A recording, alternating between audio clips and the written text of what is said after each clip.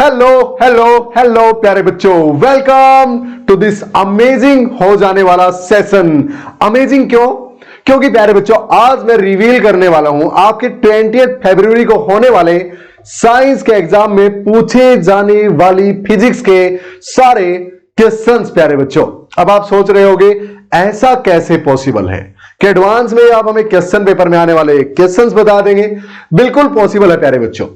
मैंने आपके लिए क्या किया है, पिछले 8 सालों के सीबीएसई के पूछे गए क्वेश्चन पेपर्स और जो सैंपल क्वेश्चन पेपर्स हैं वो उठाए हैं और उनका पैटर्न देख के डिकोड किया है कि what they ask in your physics. Yes प्यारे बच्चों, तो हम उसी को ध्यान में रखते हुए आज मैं आपको जो 26 मार्क्स की पूछे जाने वाली फिजिक्स है आपकी, उसके सारे क्वेश्चंस एडवांस में करवा दूंगा। जी हां, ये आज का एक या मैक्सिमम ऑफ 1.5 आवर का जो सेशन होने वाला है ये आपके लिए लाइफ टाइम के लिए यादगार बन जाएगा, इतनी मेरी गारंटी है। और यहां से बाहर कोई क्वेश्चन अगर एग्जाम में आ जाए ऐसा पॉसिबल है ही नहीं। क्यों? क्योंकि वो जो पैटर्न फॉलो करता है सीबीएसई वो हमने डिकोड कर लिया है और उसके अकॉर्डिंग जो क्वेश्चंस वो पूछते हैं या पूछ सकते हैं वो मैं आपको यहां पे हर टाइप का एक एक क्वेश्चन करवाने वाला हूं। जी हां प्यारे बच्चों, तो अपना नोटबुक एंड पेन लेके बैठ जाइए, करते स्टार्ट इस अमेजिंग से सेशन को। आपने मुझे ऐप पे देखा होगा, अपनी ऐप पे ऑनलाइन प्लेटफॉर्म पे पढ़ाते हुए, लेकिन क्लास 10 के लिए कोई ऑनलाइन लेक्चर में पहली बार डिलीवर कर रहा हूं तो टेंशन नहीं लेनी है, चीजें बिल्कुल आसान हो जाएंगी आपके लिए। और यकीन मानिए 26 मार्क्स की फिजिक्स आपसे जनरली एग्जाम में वो पूछता है और इस सेशन के बाद कोई भी क्वेश्चन आपका आउट ऑफ रीच रहेगा ही नहीं, इतनी मेरी गारंटी है। अब कुछ इंटेलिजेंट बच्चों को लग रहा होगा कि मेरी तो तैयारी पूरी है तो मुझे ये सेशन देखने की क्या ही जरूरत है। ऐसा नहीं है प्यारे बच्चों, उनके लिए जरूरत क्यों है? क्योंकि लास्ट में ना इस सेशन के मिड में ऑलमोस्ट हम ये पढ़ेंगे concepts that test the toppers. अब एक बात बताओ, जो टॉपर्स है ना वो तो 2-3 ही निकल के आते हैं पूरे देश में, है ना? या ऐसा है कि जो मैक्सिमम मार्क्स हैं वो हजारों बच्चों के होते हैं? नहीं, ऐसा नहीं होता। तो जरूर वो 1-2 question maximum of 2 to 3 marks का ऐसा क्वेश्चन जरूर इंसर्ट करता है आपके क्वेश्चन पेपर में जिसमें ना बच्चे की क्रिटिकल थिंकिंग मतलब टेस्ट होती है ना? कुछ स्पेशल चीजें वो पूछता है जो कि सिलेबस में डायरेक्टली नहीं पढ़ाई जाती। हाँ, और वो भी क्वेश्चंस मैंने देखे आपके क्वेश्चन पेपर्स में और सैंपल क्वेश्चन पेपर्स में, यानी उस तरह के और उससे रिलेटेड जितना कुछ वो पूछ सकता है वो भी मैंने इस सेशन में कवर करवाया है जो लास्ट में आप देख पाएंगे। तो बिल्कुल बेफिक्र होकर बैठ जाइए, अब आप टॉपर्स में ही शुमार होने वाले हैं। अगर आपको लगता है कि आप अच्छा कर रहे हैं परफॉर्म फिजिक्स में, लेकिन अब वो क्वेश्चंस भी आपकी रीच से बाहर नहीं होंगे जो आपको लगता है कि आपको कई बार सोल्व करने में प्रॉब्लम होती है। तो करें फिर स्टार्ट। तो प्यारे बच्चों मैं आपको बताऊंगा how to prepare for 26 out of 26 in physics in your final science exam. हाँ, जो श्योर शॉर्ट क्वेश्चंस है एग्जाम में आएंगे ही आएंगे वो मैं आपको करवाने वाला हूं। और इसको देखने के बाद जिस बच्चे को लगता है ना कि मैं पास भी नहीं हो पाऊंगा, वो यकीन मान के चलो 26 में से 20 तो 100% मान के चलना जो मैं करवाऊंगा वो कर लेने के बाद श्योर शॉर्ट 20 तो ऐसे के ऐसे एज इट इज क्वेश्चन आपको फाइनल एग्जाम में दिख जाएंगे, इतनी मेरी गारंटी है। तो जो बच्चे मानते हैं कि मेरी तैयारी ऑलमोस्ट 60% की है वो रेडी हो जाइए 80% अचीव करने के लिए। जिसको लगता है मेरी तैयारी 95% की है वो रेडी हो जाइए 100% के लिए। जी हां, क्योंकि ये वाला टॉपिक जो ये वाला, हाँ इस पे रिलाय कीजिए, बिलीव रखिए, बिलीव कीजिए मुझमें और I will not let you down, इतनी गारंटी है। जी हां, तो अपना 1-1.5 घंटा इस वीडियो को दे दीजिए, नोटबुक एंड पेन लेके बैठना भाई। जो मैं करवाऊंगा उससे बाहर एग्जाम में नहीं आएगा। जो कंसेप्ट में यूज करूंगा इन क्वेश्चंस को सोल्व करने के लिए वो समझने हैं, अच्छे से माइंड में बैठा लेने हैं और फिर ना बार बार पढ़ने भी है एग्जाम तक। ऐसा नहीं कि एक ही बार देख लिया और काम चल गया, है ना? हाँ, जो मैं करवाने वाला हूं वैसा वैसा कुछ सब आपको एग्जाम में देखने को मिलेगा। करें फिर स्टार्ट। चलिए प्यारे बच्चों, तो विदाउट एनी डिले एक बार मैं आपको समझा देता हूं कि एग्जाम में पूछेगा क्या। हाँ, तो ऑलमोस्ट ऐसा आ रहा है पिछले 3-4 साल से कि 26 मार्क्स की फिजिक्स आपसे वो साइंस के एग्जाम में पूछता है प्यारे बच्चों। अब 26 मार्क्स में सारे ही क्वेश्चन 1 मार्क के होते हैं, सारे ही क्वेश्चन 1 मार्क के होते हैं। सर झूठ बोल रहे हो, क्यों भाई? क्योंकि सर ऐसा है कि एक केस स्टडी बेस्ड क्वेश्चन भी आएगा 4 मार्क्स का, सर एक लॉन्ग आंसर टाइप क्वेश्चन भी आएगा 5 मार्क्स का, सर 3 क्वेश्चन आएंगे 2 मार्क्स ईच। आप कैसे बोल सकते हो कि हर क्वेश्चन 1 मार्क का आएगा? तो प्यारे बच्चों, हर क्वेश्चन 1 मार्क का ही आएगा, क्योंकि ये जो 3 क्वेश्चंस 2 मार्क्स ईच आपसे पूछेगा, इसमें ना आपको 2 पार्ट्स मिलेंगे, ए एंड बी या 1 एंड 2 ऐसे करके। हाँ, यानी 1 मार्क का ये और 1 मार्क का ये, एग्जैक्टली इसी तरह केस स्टडी बेस्ड क्वेश्चन जो है उसमें एक क्वेश्चन ही 4 क्वेश्चंस देगा, है ना? हाँ, ऐसा ही होता है ना? हाँ, 4 मार्क्स का है ये। उन 4 क्वेश्चंस में से 3 क्वेश्चन एक तरह से, एक के 2 पार्ट होते हैं ना? हाँ, एक पार्ट ए, एक पार्ट बी, बी के और में कुछ, और एक पार्ट सी, ऐसा ही होता है। एक 1 मार्क का, एक 2 का और एक 1 मार्क का। इन 3 में से एक ही क्वेश्चन आपको उस पैरा में से मिलेगा, जो डायरेक्ट वहां पे मिल जाएगा आपको कुछ लिखा हुआ, लेकिन बाकी 2 आपको अपने माइंड से करने पड़ेंगे, अपनी नॉलेज से करने पड़ेंगे, है ना? तो यानी सब के सब 1 मार्क के ही आएंगे। ये जो लॉन्ग आंसर लिखा है ना, ये पागल बनाने के लिए है। इसमें 5 पार्ट्स मिलेंगे प्यारे बच्चों।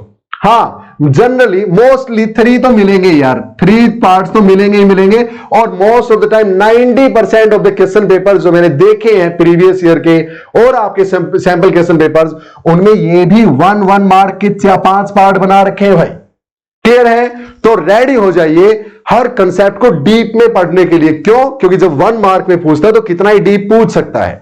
जब 5 मार्क्स का एक ही क्वेश्चन उसने 5 मार्क्स का बना के देना है एक ही पार्ट में, तो फिर चीजें आसान हो जाती है हमारे लिए। जैसे पूरा टॉपिक दे दे, हाँ, उसके बारे में सब कुछ लिखो, है ना? तो फिर तो हो जाता है आसान अपने लिए। बट जब एक एक करके पॉइंट करके पूछता है तो फिर चीजें टफ हो जाती हैं। आपके लिए नहीं रहेंगी टफ। क्यों? बताने वाला हूं कैसे करना है। क्लियर? तो करें फिर स्टार्ट अपना ये सिस्टम। ये तो आपको पता है कि 4 एमसीक्यूज पूछेगा, एक असर्शन रीजन टाइप पूछेगा, 3 questions 2 marks each, 2 questions 3 marks each, 1 case study based question 4 marks का, इसके 3 सब पार्ट आएंगे, और एक लॉन्ग आंसर क्वेश्चन 5 मार्क्स का, इसके 5 सब पार्ट आएंगे। 3 से लेके 5 तक कितने भी हो सकते हैं भैया।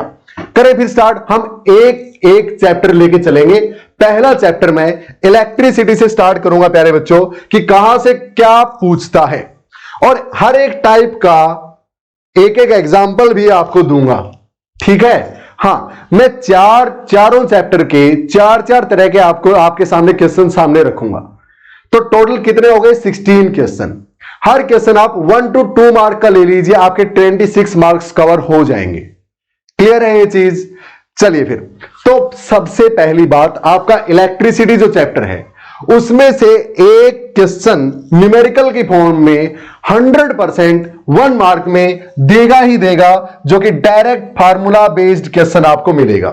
डायरेक्ट फार्मूला बेस्ड कैसे? आपको पता है total charge on a body is an integral multiple of charge on an electron और ए प्रोटॉन, यानी क्वांटाइजेशन ऑफ चार्ज, इसके बेस पे। दूसरा फार्मूला इस चैप्टर में आपने पढ़ा, electric current is nothing but charge flowing क्यों per unit time, charge flowing per unit time through a given cross section of a conductor.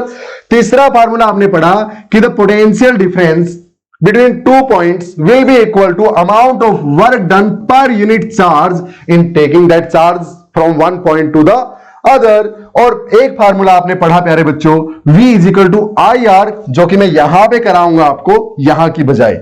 और आपने ये भी पढ़ा कि heat generated in a conductor if I amount of current is flowing for the time t through a conductor of resistance R, then I square RT is the amount of heat that will be flowing through that will be generated by that conductor in the given time। तो ये 4 formulas के base पे एक question 100% exam में direct value put करनी है। Q दे देगा, T दे देगा, आई पूछ लेगा, क्यू दे देगा, आई दे देगा, टी पूछ लेगा, वी दे देगा, क्यू दे देगा, डब्ल्यू पूछ लेगा, एन दे देगा, क्यू पूछ लेगा, ई पता ही है अपने को। इसी तरह आई दे देगा और पूछेगा कि आई को डबल कर दूं तो हीट पे क्या फर्क पड़ेगा, आर और टी को कांस्टेंट रखते हुए, तो बता देना भैया, डबल करके पुट कर देना। क्लियर? तो इस तरह से 1 मार्क क्वेश्चन 100%। कैसा? ये देख लो ऐसा। ये क्वेश्चन देखो आप, ये मैंने थोड़ा सा टफ वाला दिया है आपको, इससे हाफ इजी मिलेगा एग्जाम में। और ये भी क्या ही टफ है यार। देखना एक बार, क्वेश्चन पढ़ो ध्यान से, पहले पॉज करो और खुद से करने की कोशिश करो। पॉज किया, आई होप कर रहे होगे आप लोग, है ना। चलिए भाई स्टार्ट करते हैं। ए बैटरी ऑफ 100 वोल्ट यानी V is equal to 100 sir लिख देंगे, पासिस 50 कूलम ऑफ चार्ज, यानी चार्ज क्यों इसने पास किया, कितना 50 कूलम चार्ज ईच सेकेंड, ओ यानी time is 1 second, each second. भाई अगर 1 सेकेंड का टाइम है तो 50 कूलम चार्ज पास हो गया, समझ लो एक पॉइंट से। Through a given cross section of a conductor, find the heat generated, H निकालना है भाई, during the course in first 5 seconds. Sir ये टाइम तो 2 बार दे दिया इसने, उलझाने के लिए प्यारे बच्चों, दिमाग खराब करने के लिए। क्या पूछा, हीट जनरेटेड।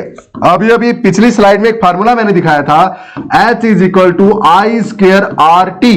हाँ तो I कितना भाई, करंट कितना चल रहा है, देखो 50 कूलम एवरी सेकेंड, तो current I is equal to Q by T होता है 50/1, यानी 50 एम्पियर का करंट फ्लो कर रहा है सर्किट में से।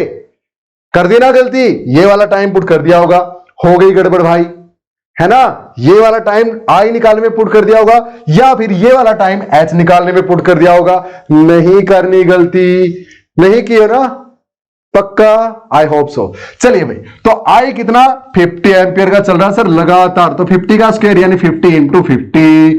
रेजिस्टेंस कितना भाई, रेजिस्टेंस वो भी तो नहीं दिया सर, तो V is equal to I R. मैंने एक क्वेश्चन ऐसा पकड़ लिया जिसमें कि सारे फार्मूले आपके यूज हो जाएंगे, इसीलिए थोड़ा सा टिपिकल वाला क्वेश्चन लिया है। तो V is equal to I R, तो यह R कितना है, R is equal to V over I। V कितना 100, I कितना 50, तो 2 ओम, तो पुट कर देंगे सर 2, और टाइम कितना 5 सेकंड में पूछा, कितनी हीट जनरेट होगी 5, यहां पे आंसर निकाल देना, जूल में आ जाएगा, देख लेना ABCD में से कौन सा सही है, या फिर ऑप्शंस ना भी दे, है ना, लॉन्ग फॉर्म में पूछ ले या फिर 2 मार्क्स में या 3 मार्क्स में पूछ ले, तो कर देना भैया, आप आंसर देख लो अपना जो भी आएगा। चले आगे, नेक्स्ट टाइप क्या बनता है। सर पोज तो ले लो, आप तो रुक ही नहीं रहे, रुकना है नहीं भाई, एग्जाम क्लोज है ना।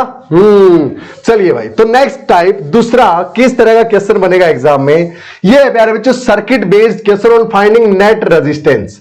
देखोगे वो टेढ़े मेढ़े सर्किट से एक क्वेश्चन करवाऊंगा, उस तरह का कोई भी क्वेश्चन आ जाए एग्जाम में कर देना, जो तरीका मैं बताऊंगा उससे बाहर कोई तरीका यूज नहीं करना है। I hope everything is clear, blur तो नहीं आ रहा ना, okay, I hope everything is going good. I hope अब ब्लर नहीं है, कुछ भी बिल्कुल क्लियर होगा। यहां वाला पोर्शन ब्लर आ रहा था ना, एक्चुअली क्या ना कि सर्दी बहुत ज्यादा, और जो मैं जब बोल रहा हूं तो जो फॉग सी निकलती है ना अंदर से, वो भी कैमरा के लेंस पे जाके इकट्ठा हो जाती है। तो चलिए अब प्रॉब्लम नहीं है। अगली बात प्यारे बच्चों, नेक्स्ट क्वेश्चन जो श्योर शॉर्ट आपके एग्जाम में एक देखने को मिलेगा, वो सर्किट बेस्ड क्वेश्चन होगा। जी हां प्यारे बच्चों, to find the net resistance. किस तरह का क्वेश्चन होगा, एक क्वेश्चन मैं आपको करवा देता हूं, वैसे वैसे चाहे हजारों प्रैक्टिस कर लेना, उससे ऊपर तो कुछ नहीं आने वाला। चलिए फिर एक क्वेश्चन उस तरह का आपकी स्क्रीन पे हाजिर है, पॉज कीजिए और खुद से सॉल्व करने की कोशिश कीजिए, मैं तो करवाऊंगा ही। चलो फिर करें स्टार्ट, आई होप पॉज किया होगा। चलिए फिर ये क्वेश्चन देखिए प्यारे बच्चों, मैं इस तरह के क्वेश्चंस को कैसे करवाता हूं बच्चों को, वो देखना आप, और एग्जाम में तो 100% मिलना, लिख लो ऊपर, सारे ही मिलने भाई जो बता रहा हूं आज। चलो फिर बोलता है find the net resistance of the circuit given below. ये जो सर्किट गिवन है प्यारे बच्चों, इसका नेट रेजिस्टेंस निकालो। निकाल देंगे सर, अरे निकाल तो दोगे, पर तरीका क्या होगा सीरीज और पैरेलल पहचानने का, वो जो आपका तरीका है प्लीज उसको छोड़ दो, और अब जो बताने वाला हूं वो तरीका एक्वायर कर लो। हां, अदरवाइज अगर थोड़ा सा टिपिकल डायग्राम उसने एग्जाम में दे दिया तो पहचान नहीं पाओगे भैया। अब जैसे इसमें है, आपको दिख रहा है सीधा सीधा ये पैरेलल में है और ये इनके साथ सीरीज में है, तो बताओ फिर ये इसके साथ सीरीज में क्यों नहीं है भाई, करंट ऐसे जाएगा ना, तो ये इसके साथ सीरीज में क्यों नहीं है, तो 10 और 20 मिला के 30 यानी 30 क्यों नहीं कर दिया आपने, और उसके साथ में 20 पैरेलल में क्यों नहीं ले लिया, आज बताऊंगा, टेंशन नहीं लेनी, ध्यान से देखना है। और उसने फिर पूछ लिया current flowing through R, R कौन सा भाई, 3 आर है यहां पे, तो चलो R3 कर लेते हैं, करंट फ्लोइंग थ्रू R3 निकाल दो फिर, ठीक है, चलिए फिर करते हैं स्टार्ट प्यारे बच्चों। देखो भाई, मैं तो ऐसे बताता हूं कि यहां से करंट चलेगा, बैटरी के पॉजिटिव टर्मिनल से करंट ऐसे निकलता है ना, बिल्कुल। तो मैं बोलता हूं, आप इसको मान के चलो कि यहां से मंत्री जी अपने 20 बंदों के साथ चले, या कितने बंदों के साथ चले, वो ही करंट होगा। हाँ, टोटल मंत्री जी और उनके बंदे मिलके यहां से चले, ठीक है भाई। और ये जब यहां से चलेंगे तो इनके साथ ये बॉडीगार्ड्स का काम करते हैं। ये 100 वोल्ट मंत्री जी और उनके बंदों के लिए बॉडीगार्ड का काम करेगा। हाँ, तो फिर ये मंत्री जी यहां से गए, यहां से गए, यहां से गए, बताओ सारे के सारे मंत्री जी के साथ वाले बंदे और मंत्री जी यहां से पास हुए, बिल्कुल हुए। तो ये वाला जो रजिस्टर है ना, ये बाकी के पूरे सिस्टम के साथ सीरीज में है। हाँ, जहां से सारे के सारे गए, तो यहां वालों के पास और कोई रास्ता ही नहीं है, यहां से तो मंत्री जी और उनके सभी बंदों को जाना है, ठीक है भाई। अब जब यहां पहुंच गए ना, तो यहां देखा, बॉडीगार्ड्स ने देखा कि इन गुंडों से तो सारे बॉडीगार्ड्स ने यहां से पार पा लिया, लेकिन कुछ बॉडीगार्ड 100 में से यहां पे शहीद होंगे, क्योंकि ये गुंडे हैं। ये क्या है, करंट को रोकने वाली चीजें हैं, रजिस्टर्स। तो इन गुंडों ने यहां पे मंत्री जी और उनके बंदों को रोकने की कोशिश की, लेकिन 100 बॉडीगार्ड्स थे, तो 100 में से कुछ बॉडीगार्ड यहां पे शहीद हो गए। तो मान लेता हूं यहां पे V में से V1 शहीद हो गए, पता नहीं कितने शहीद हुए, देखेंगे। लेकिन एक बात बताओ, मंत्री जी और उनके बंदे सुरक्षित यहां से क्रॉस कर गए। हाँ, अब यहां पहुंच गए भाई। तो यहां जब पहुंचे तो बॉडीगार्ड्स 100 में से कुछ कम हो गए, कुछ यहां शहीद हो गए थे, तो मान लिया 90 रह गए। मान लेते हैं, बताऊंगा कैसे पता करेंगे कितने रह गए, अभी मान लेते हैं 90 रह गए। तो 90 के 90 ने कहा कि भाई सभी को हम इस रास्ते से या इस रास्ते से लेके नहीं जाएंगे। तो सोचा क्या करें फिर, तो ये डिसाइड किया गया कि आधे बंदे यहां से जाएंगे, यानी कुछ बंदे यहां से जाएंगे और बचे हुए यहां से जाएंगे, और जो यहां से जाएंगे उनके साथ बचे हुए सारे बॉडीगार्ड जाएंगे, और वो यहां छोड़ के यहां आके और फिर से ऐसे जाके यहां से फिर बाकियों को इस रास्ते से लेके जाएंगे। यानी यहां से जितने बॉडीगार्ड करंट को क्रॉस कराएंगे, यहां से भी उतने ही बॉडीगार्ड क्रॉस कराएंगे। तो पैरेलल में पोटेंशियल क्या रहता है, सेम रहता है प्यारे बच्चों। तो जो पोटेंशियल ड्रॉप इस पूरे के अक्रॉस होना है, हाँ, वो कितना होगा, 100 में से यहां जितना हुआ उसको माइनस कर दो, बाकी बचा हुआ इसके अक्रॉस ड्रॉप होगा, और जितना यहां पे ड्रॉप होगा उतना ही यहां पे ड्रॉप होगा, इतना भी पक्का है, क्योंकि पैरेलल में पोटेंशियल क्या रहता है, सेम रहता है। तो अब एक और बात, मंत्री जी और पूरे उनके बंदे यहां से पास हुए, तो ये बाकी सारे सिस्टम के साथ सीरीज में, लेकिन अब कुछ बंदे यहां से गए और कुछ यहां से गए। तो यानी अगर जो यहां से गए वही यहां से जाते तो ये दोनों सीरीज में होते, लेकिन यहां से जाने वाले और यहां से जाने वाले अलग अलग हैं, तो ये एक दूसरे के साथ पैरेलल में है प्यारे बच्चों। हां, इस तरह से आपको देखना है। तो अगर दो रजिस्टर्स में से सेम चार्जेस पास हो रहे हैं, जैसे इस रजिस्टर और इन दोनों रजिस्टर्स में से मिला के सेम गए, जो यहां से गए वही यहां से गए हैं पूरे में से, तो यानी ये इस पूरे के साथ सीरीज में। लेकिन जो बंदे यहां से चले गए वो यहां से तो नहीं गए ना, यहां वाले अलग हैं और यहां वाले अलग हैं, तो ये इसके साथ पैरेलल में है। ऐसे आपको देखना है। क्लियर है मेरी बात? तो अब अपने पास सिस्टम बिल्कुल सिंपल हो गया है और पता चल गया कि ये और ये पैरेलल में, वैसे आपको दिख भी रहे थे, और ऐसा ही सर्किट आपको फाइनल एग्जाम में मिलेगा। मैंने जो तरीका बताया वो किस लिए है, टिपिकल सर्किट आ जाए तो है, अदरवाइज सिंपल दिख रहा है भाई, दोनों पैरेलल में, तो दोनों मिला के रेजिस्टेंस कितना बनाएंगे, पैरेलल में 1/20 plus 1/20 is equal to 1/R net resistance. हाँ, तो ये बनेगा प्यारे बच्चों 10 ओम बन जाएगा। पता है आपको इसको सोल्व करने का तरीका, तो ये 10 ओम बन जाएगा। ये 10 ओम ऑलरेडी है, तो ये 10 और ये पूरा 10 मिलकर 20 ओम हो गया। तो net resistance is 20 ohm. V net कितना है, 100 वोल्ट। तो बताओ यहां से करंट कितना चलेगा, I will be equal to V/R 100/20, यानी कि सर 5 एम्पियर। तो यहां से 5 एम्पियर करंट चला। बताओ सारे का सारा यहां से जाएगा, ये है मंत्री जी और उनके बंदे, सारे के सारे यहां से भी क्रॉस करेंगे, तो यहां पे पोटेंशियल कितना लगेगा भाई, 100 में से IR के बराबर, V is equal to IR। I यहां पे कितना 5, R कितना 10, तो यानी 50 वोल्ट। यानी 100 में से 50 बॉडीगार्ड तो यही शहीद हो गए, इस पूरे के लिए बाकी 50 बच गए।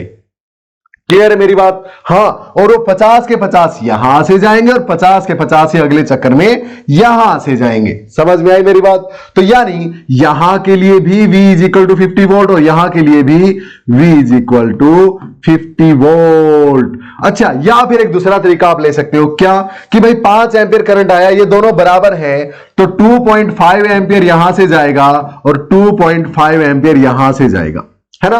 तो अब निकालना इसके अक्रॉस V कितना होगा, इसके across V is equal to IR 2.5 into 20। IR कितना आया? 2.5 इंटू 20, 50 ही आया। आना इधर भाई, या फिर यहां का निकाल लो IR, I into R 2.5 into 20, 50 आना ही था भाई। क्लियर है? क्या पूछा है? नेट रेजिस्टेंस ये रहा। क्या पूछा है? करंट थ्रू R3 तो ये है, इसके थ्रू करंट 2.5 एंपियर। क्या मेरी बात क्लियर है? 2.5 कैसे अंदाजा लगाया सर? अरे प्यारे बच्चों, एक बात बताओ, यहां पे 5 एंपियर है, ये दोनों बराबर है, तो 2.5 यहां से 2.5 यहां से जाएगा। या फिर दूसरा तरीका, टोटल 100 वोल्ट था आपके पास, 50 वोल्ट इसने खा लिया, इस पूरे के लिए 50 वोल्ट बच गया। ये दोनों पैरेलल में है तो सेम रहेगा, यानी 50 इसके पास और 50 ही इसके पास। तो इसके पास करंट कितना? I is equal to V by R 50/20 यानी कि 2.5। इसके पास भी कितना आएगा? 2.5। क्लियर है? तो 1 क्वेश्चन 100% यहां से लिख के ले लो प्यारे बच्चों, आएगा ही आएगा आपके फाइनल एग्जाम में। आई hope everything is going good. Clear है ये चीज? चले आगे, नेक्स्ट पार्ट जो मैं आपको कराने वाला हूं, एक तरीका, अगला क्वेश्चन आएगा 1 question on Ohm's law, specially V versus I graph.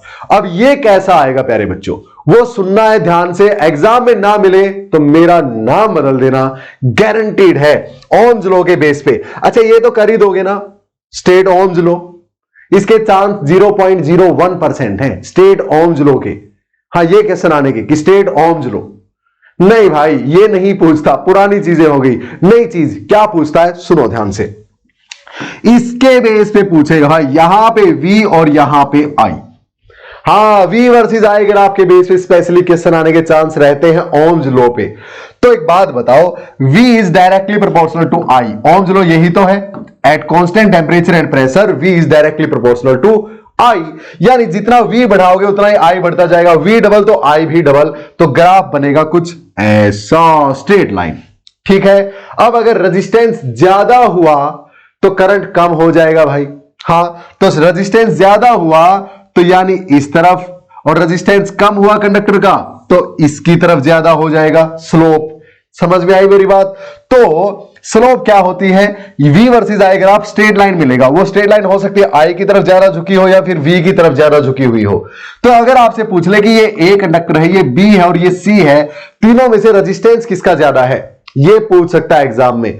तो याद रखना प्यारे बच्चों, जिसकी स्लोप, जो लाइन V के टुवार्ड है, V के ज्यादा क्लोज है, उसका रेजिस्टेंस ज्यादा होता है।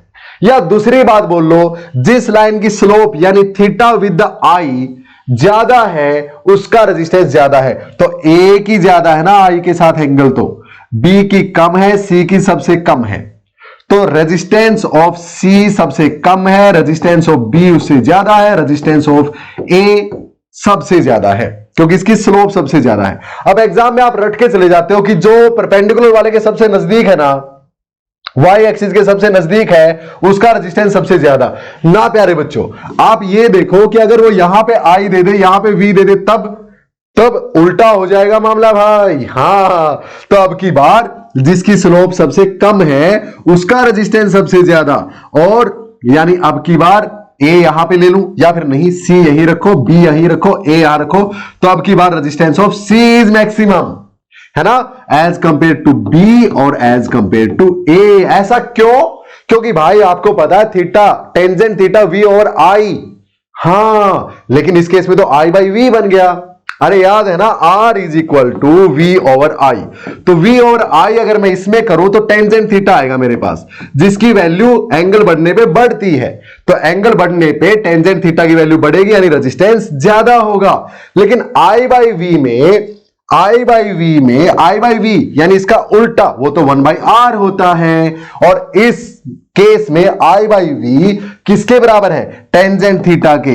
यानी अब की बार आर किसके बराबर होगा 1/टेंजेंट थीटा, यानी थीटा जितना ज्यादा आर की वैल्यू उतनी ही कम।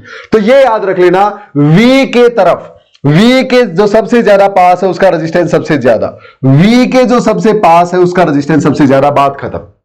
क्लियर है? इस तरह क्वेश्चन एग्जाम में मिलेगा प्यारे बच्चों, पूरे चांसेस हैं, 100% नहीं लेकिन above 90% chances are there that this will be asked to you. Compare कर देगा, 3 रजिस्टर्स दे दिए, इनमें से किसका रेजिस्टेंस ज्यादा है। क्लियर है? और ऐसा ये क्वेश्चन टॉपर्स के लिए इसी तरह का क्या पूछ सकता है वो मैं आज के सेशन में लास्ट में आपको बताऊंगा। क्लियर है? चले आगे। तो एक टाइप का और क्वेश्चन अपना इलेक्ट्रिसिटी चैप्टर से डन हो गया। फिर आता है one question on heating effect की एप्लीकेशन। प्यारे बच्चों, फ्यूज के बारे में पूरा पढ़ के जाना है। एक क्वेश्चन एग्जाम में 100% मिलेगा ही मिलेगा प्यारे बच्चों, एप्लीकेशन बेस्ड। और क्या क्वेश्चन होगा दिखा देता हूं, गारंटी है एग्जाम में मिलेगा ही मिलेगा। ये लो भाई, ऐसा क्वेश्चन कुछ एग्जाम में मिल जाएगा, सुनना है ध्यान से। चलो भाई, can tungsten be used as a fuse wire? क्या टंगस्टन को हम फ्यूज वायर के तौर पे यूज कर सकते हैं प्यारे बच्चों? तो ध्यान से सुनो, टंगस्टन को यूज करते हैं भाई बल्ब में। ये बल्ब है आपका, हाँ, बल्ब में करंट आएगा और यहां पे ना इस तरह से होता है टंगस्टन वायर, बिल्कुल होता है। तो उसको क्यों यूज करते हैं बल्ब में हम? क्योंकि वो हाई हीटिंग इफेक्ट जनरेट करता है प्यारे बच्चों। हाई हीटिंग इफेक्ट यानी करंट थोड़ा सा भी पास करोगे उसमें से तो वो हीट ज्यादा जनरेट करता है, जिससे वो ग्लो करने लगता है और बल्ब हमें रोशनी देने लगता है। पता है इस बात का? अब सुनो, टंगस्टन का ही हम बल्ब में क्यों यूज करते हैं? बल्ब में इसलिए टंगस्टन का यूज करते हैं क्योंकि इसका हाई मेल्टिंग पॉइंट है, ये इजीली पिघलता नहीं है। मतलब जब बल्ब में से करंट पास होगा तो टंगस्टन का वायर गर्म होता जाएगा और इसका अगर मेल्टिंग पॉइंट लो होगा तो पिघल जाएगा, टूट जाएगा प्यारे बच्चों, फिर फायदा क्या है? तो इसका हाई मेल्टिंग पॉइंट है, यानी ये इजीली मेल्ट नहीं होता हाई टेम्परेचर पे भी। क्लियर है मेरी बात? और इसकी हाई ही रजिस्टिविटी है। हाई रजिस्टिविटी, इसका क्या फायदा है सर? हाई रेजिस्टेंस होने का फायदा ये है, H is equal to I² RT होता है प्यारे बच्चों। जितना ज्यादा रेजिस्टेंस उतना ही ज्यादा हीट प्रोड्यूस करेगा, उतना ही ज्यादा ग्लो प्रोड्यूस करेगा। अब सुनो, फ्यूज वायर में ना हम जो वायर यूज करते हैं, फ्यूज वायर में जो वायर यूज करते हैं उसमें दिक्कत क्या है? ये जैसे मान लिया आपका फ्यूज बना दिया, ये जैसे फ्यूज वायर बन गया भाई, ऐसे ये फ्यूज वायर है आपका, ये वाला फ्यूज वायर। तो इसको हमने रखना है लो मेल्टिंग पॉइंट वाला। कैसा? लो मेल्टिंग पॉइंट वाला और हाई रेजिस्टेंस वाला। थोड़ा सा हाई रेजिस्टेंस या नॉर्मल रेजिस्टेंस रख लो भाई, ठीक है? हाई रेजिस्टिविटी या high resistance but low melting point.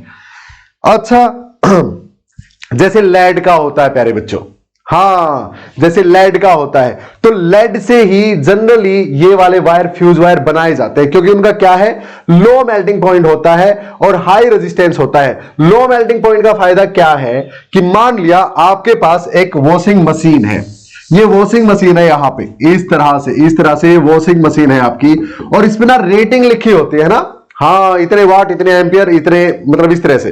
तो मान लिया इसमें लिखा 5 एम्पियर की रेटिंग है इसकी, यानी प्यारे बच्चे 5 एम्पियर के करंट को तो सहन कर लेगी, बट 5.1 एम्पियर करंट इसके में अंदर से पास करोगे तो ये क्या हो जाएगी? डैमेज हो जाएगी, जल जाएगी, काम करना बंद कर देगी। तो हम क्या करते हैं, यहां पे 2 वायर आते हैं, पता है ना आपकी वॉशिंग मशीन में वो प्लग होता है 3 वाला, हाँ, ये वाला तो अर्थ का है, इसका कोई काम नहीं, ये इसका मतलब काम खास नहीं है, कुछ कोई काम नहीं तो नहीं बोल सकते, ये भी काफी फायदेमंद है, पता है ना, बताएंगे मैग्नेटिक इफेक्ट्स में। तो ये वाले दो हैं, एक लाइव और न्यूट्रल वायर, ये दोनों आए यहां पे। जो लाइव वाला है ना, इसमें ना हम क्या करेंगे, ये फ्यूज उठा के लगा देंगे। अच्छा, तो अब जब करंट आएगा यहां से, इसके अंदर जो वायर लगा है ये वाला, ये भी हमने 5 एम्पियर की रेटिंग वाला ले लिया प्यारे बच्चों, 5 एम्पियर की रेटिंग वाला ले लिया। तो इसका क्या मतलब है 5 एम्पियर की रेटिंग वाला वायर लेना फ्यूज में? इसका मतलब है कि जब तक 5 एम्पियर करंट इसमें से चलेगा तो इसमें से जो हीट जनरेट होगी ना, इसमें जो हीट जनरेट होगी वायर में, वो इतनी है जिसको ये वायर क्या कर सकता है, सहन कर सकता है। लेकिन जैसे ही इस करंट की वैल्यू 5.1 एम्पियर जाएगी तो इसमें हीट इतनी जनरेट हो जाएगी कि उसको ये सहन नहीं कर पाएगा और खुद पिघल जाएगा। यानी इसका हमें मेल्टिंग पॉइंट कैसा चाहिए, लो चाहिए, ताकि 5.1 एम्पीयर के करंट पे टूट जाए, पिघल जाए। और जैसे ही वायर पिघलेगा या टूटेगा प्यारे बच्चों, यहां से करंट आगे जाना बंद और आपकी वॉशिंग मशीन 5.1 एम्पीयर के करंट पे भी क्या रहेगी, सेफ रहेगी। तो फ्यूज वायर का मेल्टिंग पॉइंट लो होना चाहिए, रेजिस्टिविटी या रेजिस्टेंस हाई होना चाहिए, और जो आप टंगस्टन वायर है प्यारे बच्चों, उसका मेल्टिंग पॉइंट भी हाई होना चाहिए और रेजिस्टिविटी या रेजिस्टेंस भी हाई होना चाहिए। अब टंगस्टन को अगर मैं फ्यूज में यूज कर लूं तो दिक्कत पता चल गई ना, क्या है कि इसका मेल्टिंग पॉइंट हाई है, ये पिघलेगा ही नहीं, ये पिघलेगा ही नहीं और करंट वॉशिंग मशीन में चला जाएगा और वो डैमेज हो जाएगी भाई 5.1 एम्पियर पे। क्लियर है ना। अगला इसी तरह क्वेश्चन और में, why a fuse wire must be having high resistivity but low melting point, बता दिया ना। क्या मेरी बात क्लियर है। इसी तरह आपका जो हीटर घर में हाथ सेकते होगे, सर्दियों का टाइम है, उसका जो कॉइल बनी होती है वो किस वायर से बनी होती है, क्या टंगस्टन से बनी होती है ना भाई। टंगस्टन का मेल्टिंग पॉइंट जो है हाई है, बट इतना भी हाई नहीं है कि जब लगातार 1 घंटे तक हाथ सेकता रहूंगा पिघले ही ना, ना ना ना ना, मतलब हाई करंट पे। तो फिर क्या करें, तो प्यारे बच्चों आपका जो हीटर है उसको निक्रोम से बनाया जाता है, अलॉय होते हैं ये सारे के सारे निक्रोम। अब इसका क्या फायदा, इसका high melting point and high resistivity, very high melting point होता है। क्लियर है। हीटर में तो ये सारी एप्लीकेशन है डेली लाइफ में प्यारे बच्चों। तो एप्लीकेशन के बेस पे एक क्वेश्चन पक्का आएगा एग्जाम में, और आपका जो फ्यूज है वो किस इफेक्ट पे काम करता है, हीटिंग इफेक्ट ऑफ करंट पे काम करता है। इसी तरह आपके घरों में जो एमसीबी लगी है वो भी तो यही काम करती है कि जब करंट एक लिमिट से ज्यादा बढ़ जाए तो अपने आप गिर जाती है। वहां पे हीटिंग इफेक्ट नहीं है, वहां पे मैग्नेटिक इफेक्ट ऑफ करंट है। तो कई बार पूछता है what is the basic difference between a fuse wire and an MCB. पहला फर्क तो ये, a fuse wire works on the principle of heating effect of current while an MCB works on the magnetic effect of current प्यारे बच्चों। और दूसरा basic difference, अगर fuse wire damage हो गया, अब डैमेज हो गया ना जब इतना ज्यादा करंट आया तो इसको रिमूव करके बाजार से दूसरा खरीद के लाना पड़ता है, यहां पे लगाना पड़ता है। लेकिन आप जब एमसीबी यूज करते हो वो गिर जाती है और फिर से आप उसको उड़ा दो जब करंट नॉर्मल हो जाए। क्लियर है प्यारे बच्चों। सो ये बेसिक डिफरेंस है दो तरह के, एमसीबी में और फ्यूज वायर में। अब एमसीबी की फुल फॉर्म बता दो, मेजर सर्किट ब्रेकर। वैसे आजकल आरसीसीबी आने लगी है, आपके किसी काम का नहीं है, हायर ग्रेड से पढ़ाएंगे तब रूबरू होंगे उससे। चले अभी बेकार की चीजों से अपना दिमाग नहीं भरना क्योंकि एग्जाम क्लोज है भाई। तो इलेक्ट्रिसिटी चैप्टर में ये लो भाई, जो करवाया है वो कर लेना, बस ज्यादा नहीं करना। आई hope everything is going fine. आधा घंटा तो फर्स्ट चैप्टर पे लगा दिया, आगे टाइम नहीं लगना, देखते जाओ। Yes yes yes yes yes yes yes आगे चलते हैं प्यारे बच्चों। मैग्नेटिक इफेक्ट्स ऑफ करंट, यहां से मैं आपको 4 क्वेश्चंस बताने वाला हूं। इन 4 को कर लेना अच्छे से, एग्जाम में इससे बाहर कुछ भी आपको नहीं मिलेगा। गारंटी पे गारंटी मैं आपको देता जा रहा हूं। बस बिलीव रखना है कि सर जो पढ़ा रहे हैं उससे बाहर नहीं होगा तो नहीं ही होगा भाई। क्लियर। सुनो फिर ध्यान से अगली बात, मैग्नेटिक इफेक्ट्स ऑफ करंट। अब एक बात और बता दूं, इलेक्ट्रिसिटी चैप्टर का किसी को लग रहा होगा कि कुछ तो मिसिंग है, अरे वो नहीं आएगा एग्जाम में यार जो मैंने नहीं बताया, गारंटी है। हाँ कुछ है जो आ सकता है, कुछ है वो सेशन के लास्ट में बता दूंगा, बताया तो है, टॉपर्स के लिए अलग स्ट्रेटजी। हाँ लास्ट में सुनो, मैग्नेटिक इफेक्ट्स ऑफ करंट, एक question on finding direction of current, magnetic field और फोर्स प्यारे बच्चों। एक क्वेश्चन पक्का फ्लेमिंग्स लेफ्ट हैंड रूल्स पे या फिर राइट हैंड थंब रूल पे पक्का आएगा। किस तरह का, सुन लो। फ्लेमिंग लेफ्ट हैंड रूल का पता है ना, क्या कि अगर मैं किसी चार्ज को, किसी पॉजिटिव चार्ज को या किसी भी चार्ज को अगर एक्सटर्नल मैग्नेटिक फील्ड में रखता हूं तो उस चार्ज पे फोर्स लगता है एक पार्टिकुलर डायरेक्शन में। पता चल गया, हाथ को ध्यान से देखा। अगर मैं एक चार्ज पार्टिकल को एक्सटर्नल मैग्नेटिक फील्ड में चलाता हूं तो मैग्नेटिक फील्ड उस चार्ज पार्टिकल पे फोर्स लगाते एक पार्टिकुलर डायरेक्शन में। यानी अगर मैग्नेटिक फील्ड उस तरफ है और मैं इसमें एक अल्फा पार्टिकल ऐसे छोड़ दूं नीचे की तरफ जाता हुआ, तो ये नीचे नहीं जा पाएगा, क्योंकि ये मैग्नेटिक फील्ड इस अल्फा पार्टिकल पे इस डायरेक्शन में, ये थंब देखो मेरी तरफ है, हां इस डायरेक्शन में फोर्स लगाएगी और ये नीचे जाता जाता इस तरफ आएगा।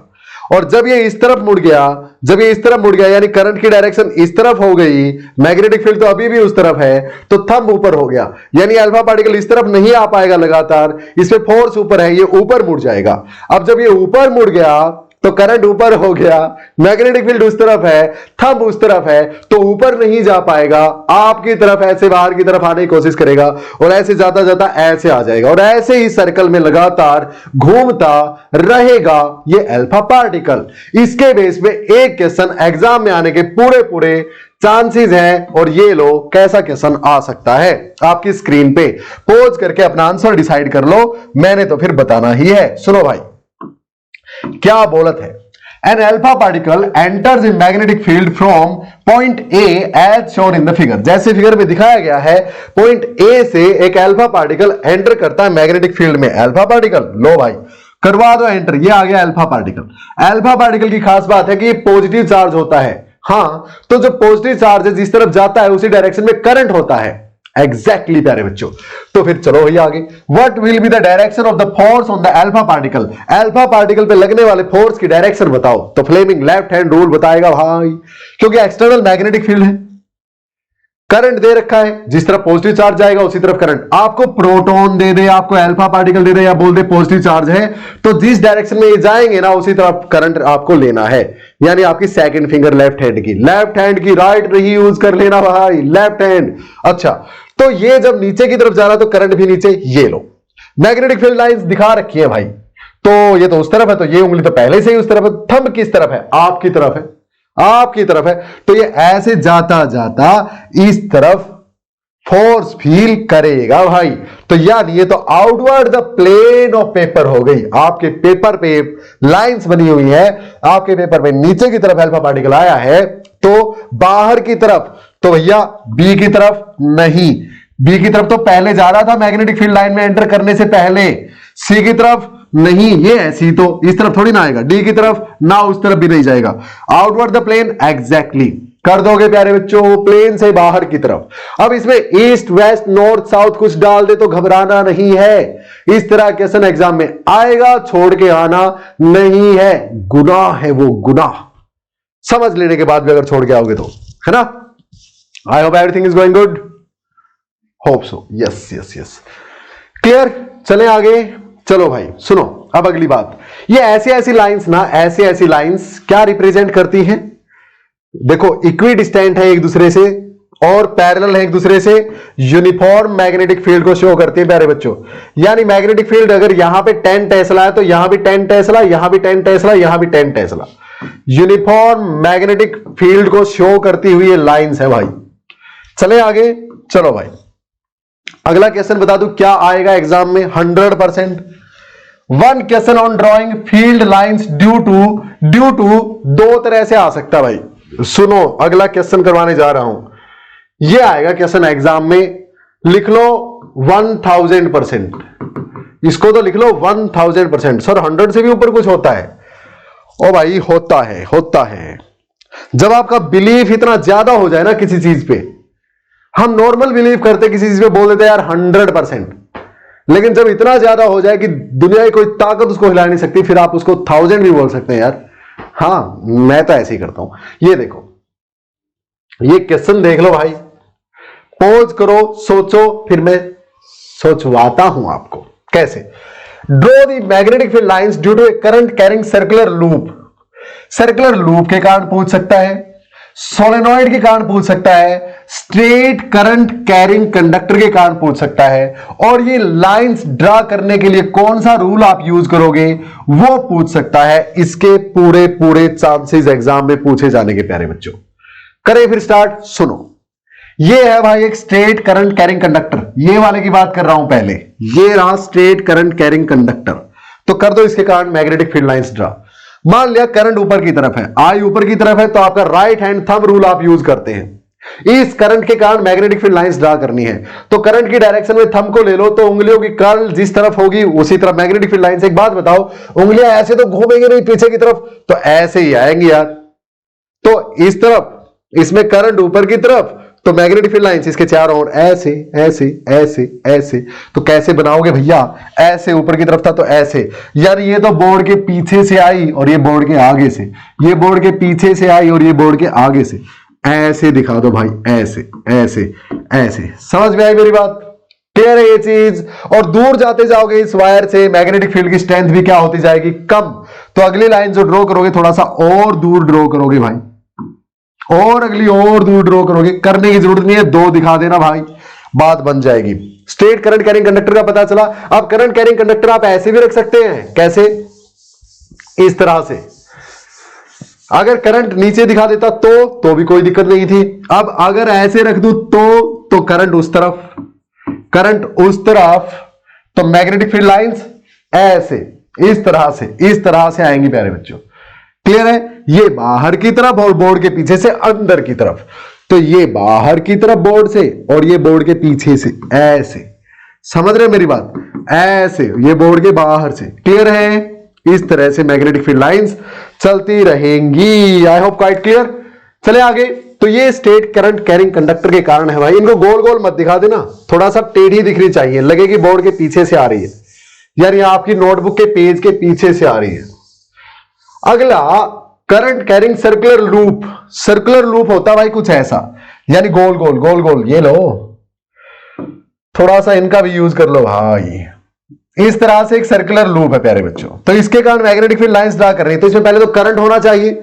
चलो करंट मान लिया ऐसे जा रहा है आई, तो इस पॉइंट पे करंट किस तरफ है?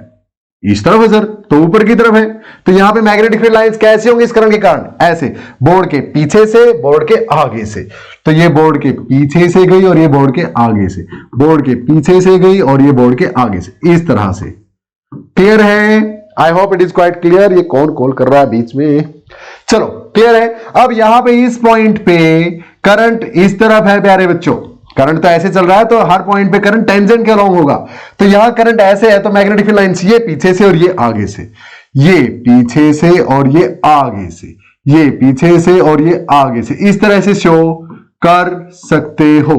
क्लियर है ये चीज? अब इस पॉइंट पे जब आओगे तो करंट नीचे है भाई, तो यहां पे कुछ ऐसे हो जाएंगी, ऐसे बन जाएंगी। समझे मेरी बात? तो इस तरह से, अरे ऐसे करके और ऐसे। हाँ, तो ये बोर्ड के पीछे से, ये बोर्ड के आगे से, बोर्ड के पीछे से, बोर्ड के आगे से। क्लियर? इस पॉइंट पे भी ऐसे ही ड्रा कर देना भाई। ये ऐसे बोर्ड के बाहर से, बोर्ड के बाहर से, बोर्ड के पीछे से, बोर्ड के बाहर से, बोर्ड के पीछे से कर दोगे भाई इस तरह से ड्रॉ। बिल्कुल आसान है। और सेंटर पे देखो, सेंटर पे कैसे होंगी फिर देखो। इस करंट के कारण सेंटर पे बाहर की तरफ, इस करंट के कारण सेंटर पे बाहर की तरफ, इस करंट के कारण सेंटर पे बाहर की तरफ, इस करंट के कारण सेंटर पे बाहर की तरफ। तो यानी सेंटर पे सर्कुलर करंट कैरिंग कॉइल के सेंटर पे मैग्नेटिक फील्ड लाइंस बिल्कुल स्ट्रेट इस तरह से बाहर की तरफ। अगर करंट कैसा है? एंटी क्लॉकवाइज है तो, और अगर क्लॉकवाइज होता तो, एक सेकंड, एंटी क्लॉकवाइज है तो बाहर की तरफ, क्लॉकवाइज होता तो अंदर की तरफ। क्लियर है मेरी बात? Sure short. और बताओ कौन सा रूल हमने यूज किया इसमें? Right hand thumb rule. कोई फ्लेमिंग मैक्सवेल कुछ नहीं लिखना, ये simply write hand thumb rule है प्यारे बच्चों। कॉर्क स्क्रू रूल भी बोलते हैं इसको, पर आप मत बोलना यार, मत बोलना। मैंने बताया, जितना बताया उतना करना है, ठीक है? चले आगे, चले। तो एक और टाइप का क्वेश्चन हो गया भाई। नेक्स्ट क्या पूछेगा? One question on solenoid and how it resembles to a bar magnet. A solenoid and how it resembles to a bar magnet. ये क्वेश्चन भी 110% आपके एग्जाम में आएगा। लिख के ले लो भाई, लिख के ले लो मुझसे। शॉर्ट शॉर्ट अब मैं समझाऊंगा, वैसे ही समझना है। देखो खुद से भी पढ़ना है प्यारे बच्चों घर पे बैठ के, है ना? ऐसा नहीं कि जो मैंने बता दिया सिर्फ उतना ही। इन जो मैं बता रहा हूं ना, शॉर्ट शॉर्ट आएंगे। इनके अगर 2% राइट से और 2% लेफ्ट से कोई क्वेश्चन दे दे थोड़ा चेंज करके, तो भी ऐसे ही होगा जैसे बता रहा हूं। बस थोड़ा सा लिखने का तरीका आपने चेंज करना है। और वो समझ कैसे डेवलप होती है अपने में? खुद से जब हम लिखने बैठते हैं कुछ। आप लोग आजकल क्या करते हो, वीडियोस देखते हो एकदम बेड पे लेट के पूरा आराम से महाराजाओं वाली फीलिंग और पूरा वीडियो देख दिया। अबे उस टीचर का रिवीजन हो रहा, तेरा नहीं हो रहा। तेरा कब होगा, जब तू समझ के 5 मिनट जब देखता है टीचर को पढ़ाते हुए तो उसको पॉज कर दे और अब 5 मिनट खुद से लिख, कुछ लिख सोच सोच के, तब वो चीज तेरे माइंड में रिसाइड होगी for the longer time, for the life time. हाँ, और आप मतलब एक बेटर परफॉर्मर बन पाओगे, है ना। अदरवाइज ऐसे सुन के और पेपर देने चले जाना, दैट डजंट मेक सेंस, है ना। Next question, how a solenoid, solenoid में अगर करंट चला दूं तो इलेक्ट्रोमैग्नेट बन जाता है। भाई एक ही बात है, resembles to a bar magnet. एक सोलेनॉइड और बार मैग्नेट में क्या समानताएं हैं, या फिर how would you differentiate between a solenoid यानी electromagnet and a bar magnet, यानी उनमें क्या असमानताएं हैं, क्या चीज अलग है उनमें। तो सुनो भाई, ये है प्यारे बच्चों एक सोलेनॉइड, ये एक सोलेनॉइड है। इस तरह की शेप का वायर, हेलिकल शेप का वायर आपको मिल जाए, इसी को सोलेनॉइड बोलते हैं इंग्लिश में। ये एक शेप ही है एक तरह की। अब तक ये इलेक्ट्रोमैग्नेट नहीं है, लेकिन अगर मैं इसमें करंट चला दूं, ये लो वायर लगा दिए मैंने इससे, और ये बैटरी लगा दी अच्छी खासी 100 वोल्ट की, तो अब करंट चलेगा भाई ऐसे, पॉजिटिव से नेगेटिव की तरफ ऐसे करंट जाएगा। तो करंट गया ऐसे और फिर ऊपर ऐसे, और फिर ऐसे नीचे और फिर ऊपर, फिर ऐसे नीचे और फिर ऐसे ऊपर जाएगा करंट, बिल्कुल जाएगा सर। तो चलो भैया, ये है सोलेनॉइड। अब इलेक्ट्रोमैग्नेट बोल सकते हैं अब आप इसको, क्योंकि मैग्नेट की तरह काम कर रहा है। अब कब, जब इसमें इलेक्ट्रिक करंट चल रहा है, इसीलिए इलेक्ट्रोमैग्नेट, इलेक्ट्रिक करंट के कारण बनी हुई मैग्नेट। और ये आपके पास एक बार मैग्नेट प्यारे बच्चों। अच्छा भाई सुनो ध्यान से, जब करंट चलेगा इसमें तो बताओ इस करंट के कारण क्या मैग्नेटिक फील्ड लाइंस जनरेट होंगी? बिल्कुल होंगी। देखो करंट ऐसे ऐसे जा रहा है, ऐसे ऐसे जा रहा है आगे, तो ऐसे हाथ को घुमा दूं तो मैग्नेटिक फील्ड लाइंस जाएंगी ऐसे। ये करंट ऐसे है, right hand thumb rule, current ऐसे है तो मैग्नेटिक फील्ड लाइंस ऐसे जाएंगी। हाँ, तो फिर मैं इस तरफ से देखूं इस सोलेनॉइड को ऐसे, तो देखो करंट मुझे क्लॉकवाइज दिखा प्यारे बच्चों, क्लॉकवाइज दिखा। तो ध्यान रखना, एक कॉइल में करंट है और जिस तरफ से देखने पे क्लॉकवाइज करंट है, उससे दूसरी तरफ से जब आप कॉइल को देखोगे तो एंटी क्लॉकवाइज दिखेगा करंट आपको। और जिस तरफ से देखने में करंट क्लॉकवाइज है, वो उस कॉइल का, वो उस इलेक्ट्रोमैग्नेट का साउथ पोल मानना है। तो इस तरफ से देखूं तो करंट क्लॉकवाइज है, तो ये इसका साउथ पोल हो गया। और इस तरफ से देखूं तो ये नॉर्थ पोल हो गया, क्योंकि अब एंटी क्लॉकवाइज दिख रहा है। आप करके देख लो चाहे, तो ये वाला नॉर्थ पोल हो गया प्यारे बच्चों।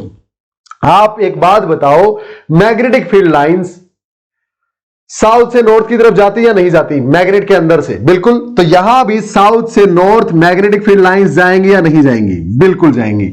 और ये एक बार मैग्नेट का साउथ है, ये नॉर्थ है, तो बताओ क्या ऐसे जाएंगी या नहीं जाएंगी? बिल्कुल जाएंगी। और बाहर से ऐसे निकलेंगी या नहीं निकलेंगी? बिल्कुल निकलेंगी सर। ऐसे निकलेंगी या नहीं? बिल्कुल निकलेंगी। ऐसे निकलेंगी, बिल्कुल ऐसे, इस तरह से, इस तरह से। और इनको ना कट होते हुए मत दिखा देना, यहां पे थोड़ा सा दिख रहा होगा आपको, कट होते हुए मत दिखा देना, because magnetic field lines never intersect each other, एक दूसरे को कभी भी कट नहीं करती सर। क्लियर है बात? अब सुनो, तो दोनों में समानता क्या है?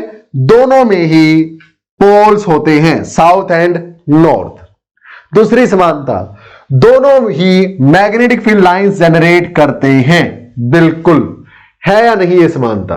बिल्कुल है भाई।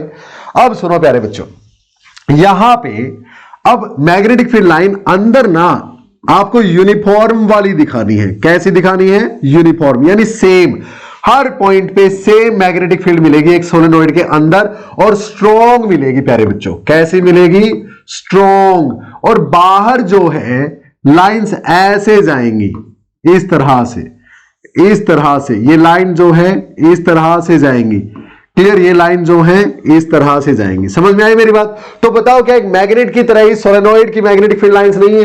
बिल्कुल है। अच्छा, क्या मैग्नेट की तरह इसमें भी साउथ और नॉर्थ पोल नहीं है? बिल्कुल है। तो रिजेंबल्स तो बता दिए प्यारे बच्चों, किस किस चीज में सेम है। अब डिफरेंशिएट कैसे करोगे, यानी फर्क क्या है दोनों में? सुनो, क्या आप इसके पोल चेंज कर सकते हो? इसका जो साउथ है वो साउथ ही रहेगा, नॉर्थ है जो नॉर्थ ही रहेगा। लेकिन इसमें अगर मैं बैटरी का पॉजिटिव यहां कर दूं, नेगेटिव यहां, तो करंट इस तरफ से देखने में क्लॉकवाइज की बजाय एंटी क्लॉकवाइज दिखेगा, और ये नॉर्थ बन जाएगा और ये साउथ बन जाएगा, है ना। तो एक इलेक्ट्रोमैग्नेट के the poles of an electromagnet can be changed, but poles of bar magnet can not be changed. अब यहां पे मैग्नेटिक फील्ड मान लिया 5 टेस्ला है, तो अगर मैं इसके थ्रू वोल्टेज बढ़ा दूं तो करंट ज्यादा हो जाएगा, और यहां पे मैग्नेटिक फील्ड बढ़ के 10 टेस्ला भी हो सकती है, बिल्कुल। लेकिन यहां पे अगर यहां 5 टेस्ला है तो मैं कुछ भी नहीं कर सकता कि यहां पे मैग्नेटिक फील्ड 10 टेस्ला हो जाए ना, है ना। तो magnetic field due to a bar magnet at any point always remain same, it can not be increased और decreased, but magnetic field due to an electromagnet at a certain point can be increased. Number 1 by increasing the current through the electromagnet, current बढ़ा दो। Number 2 by increasing the number of turns, ये number of turns इतनी है ना प्यारे बच्चों, अगर इसी वायर को मैं ऐसे की बजाय ऐसे कर दूं तो और लंबा बनेगा, हाँ, और नंबर ऑफ टर्न्स क्या हो जाएंगी, ज्यादा हो जाएंगी। हर टर्न उतनी ही मैग्नेटिक फील्ड जनरेट करती है, तो उससे जितनी ज्यादा टर्न्स होंगी उतनी ज्यादा मैग्नेटिक फील्ड जनरेट होगी, है ना। तो नंबर ऑफ टर्न्स बढ़ा दो, magnetic field due to solenoid बढ़ जाएगी, करंट बढ़ा दो, मैग्नेटिक फील्ड बढ़ जाएगी। और एक और तरीका है, अगर मैं इसके बीच में, अगर मैं यहां पे इसकी कॉइल्स के बीच में प्यारे बच्चों सॉफ्ट आयरन की कोर डाल दूं, ये ऐसे, ये सॉफ्ट आयरन है प्यारे बच्चों, मैग्नेट नहीं है, सॉफ्ट आयरन, और इसके ऊपर से लपेटा दे दूं इन वायर्स का, इनका वाइट जो वायर, ये ऐसे लपेट दूं कॉपर वायर इस सॉफ्ट आयरन कोर के ऊपर से, तो और ज्यादा स्ट्रॉन्गर मैग्नेटिक फील्ड हो जाएगी भाई यहां पे। क्यों सर? क्योंकि ये बार, आयरन बार है ना, ये आयरन का टुकड़ा, ये खुद मैग्नेटाइज हो जाता है प्यारे बच्चों जब इसके ऊपर से copper wire, current carrying copper wires गुजरती हैं, तो और ज्यादा स्ट्रॉन्गर मैग्नेटिक फील्ड हो जाती है। क्या क्लियर है? रिजेम्बलेंस एंड डिफरेंशिएट, ये 2 वर्ड ध्यान रखना भैया। और फिर वो बोलेगा draw the magnetic field lines due to an electromagnet, क्या कर दोगे? Draw the magnetic field lines due to a magnet, क्या कर दोगे? व्हाट इंक्रीजेज और decreases the strength of magnetic field due to an electromagnet, कर दोगे। इसकी एप्लीकेशन कहां है भैया? आपके फैन में भी ना इलेक्ट्रोमैग्नेट लगी है प्यारे बच्चों, क्लियर है? हाँ, ज्यादातर इलेक्ट्रिकल अप्लायंसेस में लगी होती है। आपकी क्रेन है, क्रेन ने भारी सामान उठाने, खाई में कार गिर गई, उसको उठाना है, तो बुलाओ भाई क्रेन वाले को, हेलो क्रेन वाले भैया आ जाओ। तो उसने ना वो जो ये होता है ना क्रेन में, तो ये जो है इसमें अगर बार मैग्नेट लगा ले वो, कि मैं ऐसे चिपका के कार को उठा लूंगा खाई में से, तो रास्ते में आएगा ना, रास्ते से सड़क से चलता हुआ आएगा, तो आसपास की गाड़ियां भी चिपक जाएंगी उससे, रोड पे चलती हुई पीट देंगे उसको भाई। तो क्या करें फिर? सर बार मैग्नेट छोड़ो, इलेक्ट्रोमैग्नेट यूज करो। इसमें क्या है, ये भी ऐसे चिपकाएगा साइड वाली गाड़ियों को ना, ये तो मैग्नेट की तरह तब बिहेव करता है जब इसमें करंट चलता है। तो वो आया, करंट ऑफ है, चल रहा है आराम से सड़क पे, जहां पे जाना था वहां जाके करंट ऑन कर दिया इसमें से, अब कार को चिपका के उठा लेगा खाई में से, रख देगा बाहर, करंट ऑफ कर देगा, कार आराम से रखी जाएगी और फिर घर पे आ जाएगा अपने। ये कौन कॉल कर रहा है भाई बार बार? I hope it is clear, सब क्लियर है प्यारे बच्चों, छोड़ना मत एक भी क्वेश्चन। अगला बताता हूं एक क्वेश्चन कहां से आएगा। One question on properties of magnetic field lines, 100% एक क्वेश्चन प्यारे बच्चों मैग्नेटिक फील्ड लाइंस की प्रॉपर्टीज पे। किस तरह का बता देता हूं, इसकी प्रॉपर्टीज पढ़ के चले जाना अच्छे से। 5-6 प्रॉपर्टीज है, आपको बताई थी मैंने अच्छे से, यहां पे कर लेना। सुनो भाई, Why two magnetic field lines can never intersect each other? सुनो भैया, जब भी एक मैग्नेटिक फील्ड लाइंस के किसी पॉइंट पे आप एक टेंजेंट ड्रॉ करते हो, तो वो टेंजेंट आपको डायरेक्शन ऑफ मैग्नेटिक फील्ड बताता है। हाँ, तो अगर 2 मैग्नेटिक फील्ड लाइंस, एक ये वाली और एक ये वाली, ऐसे कट कर गई, तो एक ही पॉइंट पे जहां पे कट करती है, मैग्नेटिक फील्ड की 2 डायरेक्शन हो जाएंगी। एक तो इस लाइन पे जो टेंजेंट ड्रॉ किया वो देगा, और एक इस लाइन पे जो टेंजेंट ड्रॉ किया वो देगा मैग्नेटिक फील्ड की डायरेक्शन। तो क्या एक ही चीज की एक जगह पे 2 डायरेक्शन हो सकती है क्या? नहीं। तो फिर 2 magnetic field lines can never intersect each other, because if they will do so, अगर वो ऐसा करेंगी, then there will be 2 directions of magnetic field at a single point at the point of intersection which is contradictory, जो कि possible नहीं है। ये अपनी एक दूसरे की बात को क्या कर रही है, कॉन्ट्राडिक्ट कर रही है, so it is not possible. और एक क्वेश्चन क्या आ सकता है, why strength of magnetic field is high near poles. देखो भाई, ये मैग्नेट है, ये इसका साउथ पोल, ये नॉर्थ, तो इस तरह से लाइंस जाती हैं, इस तरह से लाइंस बनती हैं, इस तरह से लाइंस बनती हैं, इस तरह से लाइंस बनती हैं। तो बताओ, अगर मैं एक आयरन के पीस को यहां रखूं तो इसको कितनी लाइंस अफेक्ट कर रही हैं, 2। अगर इसी पीस को उठा के यहां रखूं तो कितनी लाइंस अफेक्ट कर रही हैं, 4। तो कॉमन सेंस है यार, यहां पे आयरन के पीस पे ज्यादा असर पड़ेगा यहां की बजाय इस मैग्नेट का असर। क्यों? क्योंकि पोल्स के पास crowding of field lines is more, है ना। हायर द क्राउडिंग या more the crowding of magnetic field lines at a point, more will be the strength of magnetic field at that point. So as we know, near the poles the density of the magnetic field lines is high, that's why strength of magnetic field is higher near the poles. बता दोगे प्यारे बच्चों?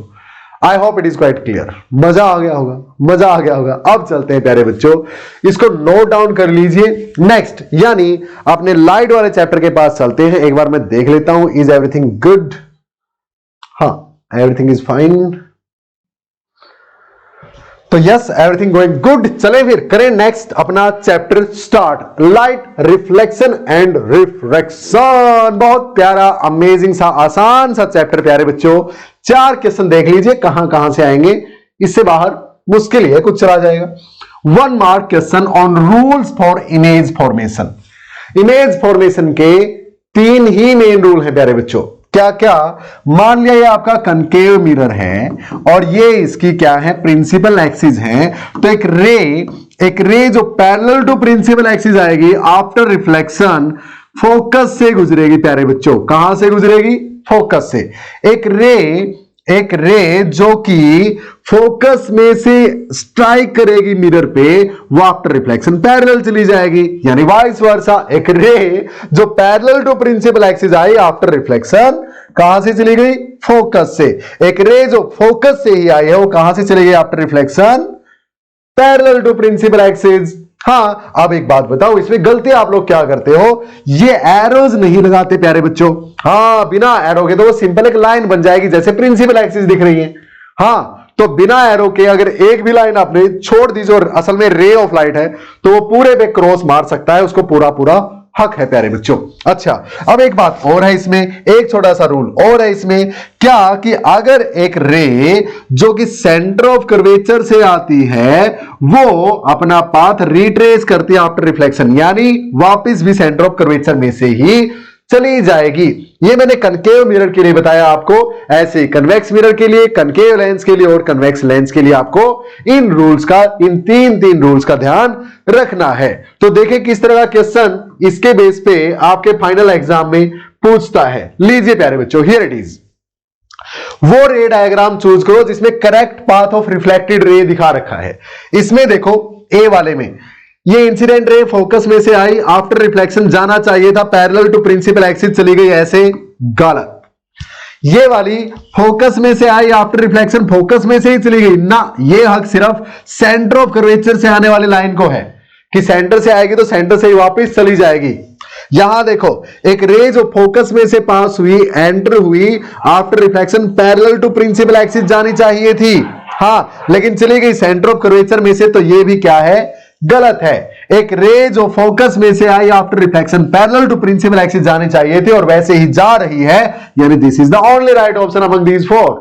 Clear कर सकते हैं, लिख लीजिए। पूरे चांसेस प्यारे बच्चों, इस तरह का एक रे डायग्राम आपको दे देगा, लेकिन ये मैंने 3 का एग्जांपल दिया आपको, ऐसे ये कन्वेक्स मिरर के लिए पढ़ लो तीनों, ऐसे ही कनकेव लेंस के लिए पढ़ लो, ऐसे ही कन्वेक्स लेंस के लिए भी पढ़ लो। क्लियर है मेरी बात? चलिए चलते हैं, दूसरे टाइप का क्वेश्चन क्या बन सकता है इस चैप्टर में से, उसकी बात करते हैं प्यारे बच्चों। तो देखो आपके सामने है 1 क्वेश्चन ऑन ड्रॉइंग ए रे diagram showing formation of image. इसको लिख लो 1000%।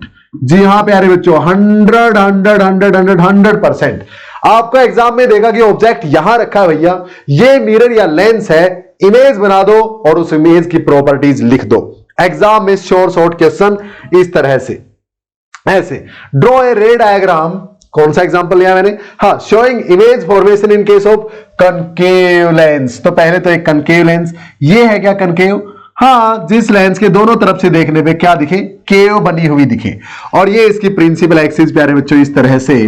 तो बताओ, आपको इमेज बनानी है। देखो, इसका एक फोकस यहां पे होगा, दूसरा फोकस इस तरफ यानी f डैश होगा, दूसरा 2f यहां पे होगा, और इससे डबल डिस्टेंस में यानी 2f डैश यहां पे होगा। क्लियर है ये चीज? बोलता है जब ऑब्जेक्ट कहां रखा है? f एंड 2f के बीच में रखा है, f एंड 2f के बीच में, यानी यहां पे आपका ऑब्जेक्ट रखा हुआ है प्यारे बच्चों। क्लियर? फिर से बना देता हूं, थोड़ा सा बड़ा ऑब्जेक्ट बन गया भाई। ये ऑब्जेक्ट ऐसे रखा है, तो एक रे जो पैरेलल टू प्रिंसिपल एक्सिस जाएगी, बता दो भाई, बता दो भाई, पैरेलल टू प्रिंसिपल एक्सिस जाएगी, वो आफ्टर रिफ्रैक्शन कैसे जाती है? आफ्टर रिफ्रैक्शन ऐसे जाएगी, लगेगा कि फोकस में से आ रही है, इस तरह से प्यारे बच्चों, इस तरह से ऐसे जाएगी, लगेगा कि फोकस में से आ रही है निकल के, ये। क्लियर है? I hope it is quite clear to all of you. तो ये वाली रे ऐसे चली गई। एक ray parallel to principal axis after refraction कहां से जाती है? फोकस से, लेकिन ये इसको क्रॉस कर जाएगी क्योंकि लेंस है, मिरर नहीं है, तो ऐसे जाएगी, लगेगा कि फोकस से आ रही है। अच्छा, एक दूसरी रे जो कि प्यारे बच्चों इस ऑप्टिकल सेंटर से निकलेगी, वो आफ्टर रिफ्रैक्शन, आफ्टर रिफ्रैक्शन, अरे उसमें रिफ्रैक्शन होता ही नहीं, सीधी निकल जाएगी बिना रिफ्रैक्शन के, तो इस तरह से चली जाएगी। ये थी इंसिडेंट रे, आफ्टर रिफ्रैक्शन सीधी चली गई क्योंकि ऑप्टिकल सेंटर से निकली है। याद है ये रूल? चलो फिर अब देखो, क्या ये दोनों रेज आफ्टर रिफ्रैक्शन मिलेंगी? कहीं नहीं मिलेंगी। तो क्या वर्चुअली मिलती हुई लग रही है? बिल्कुल यहां पे। तो यानी इस ऑब्जेक्ट की ये छोटी सी इमेज यहां पे बन गई। तो प्रॉपर्टीज क्या है इस इमेज की? भैया वर्चुअल है। कैसी है ये इमेज? वर्चुअल। आपको लिखना है ऐसे, वर्चुअल है, on the same side as that of the object है, यानी सेम साइड में बनी है जिस साइड ऑब्जेक्ट रखा है लेंस से।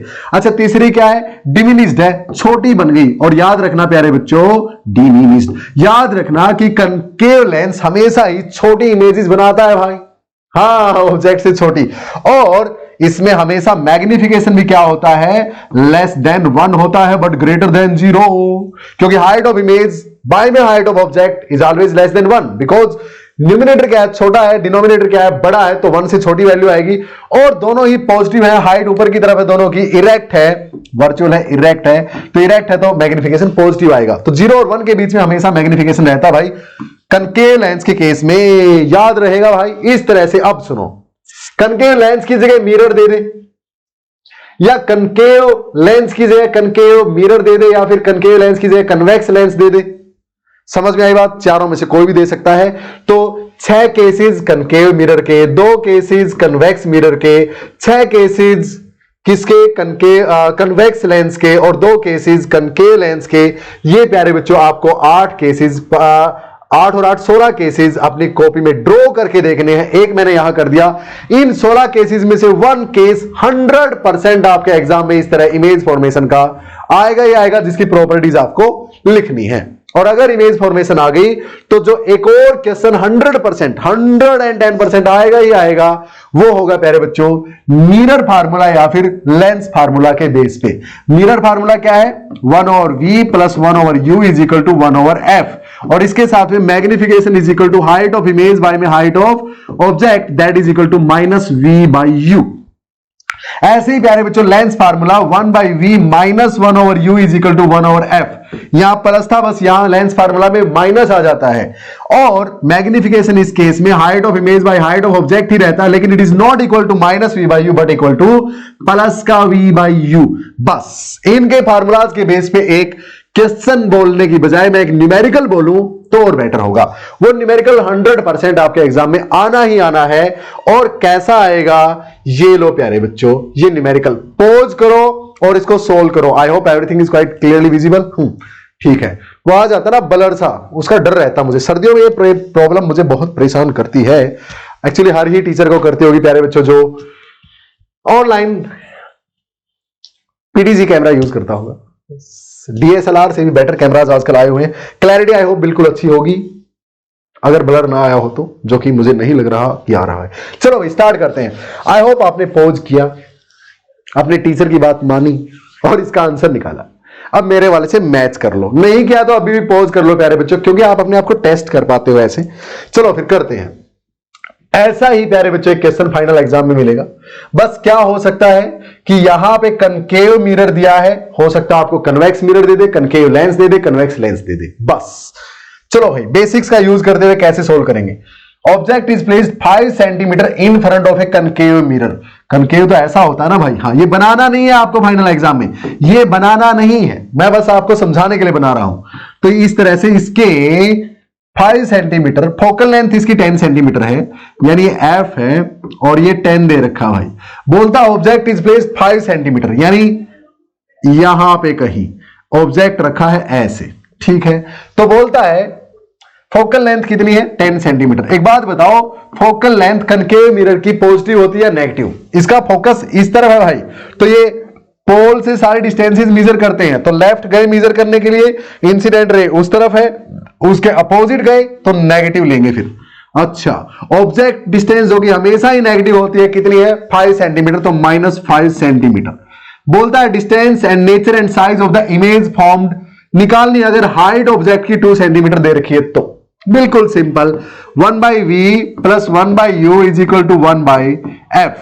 1/v, v तो निकालना है, प्लस में 1/u, u की वैल्यू -5 है, और इक्वल टू 1 और f की वैल्यू -10 है।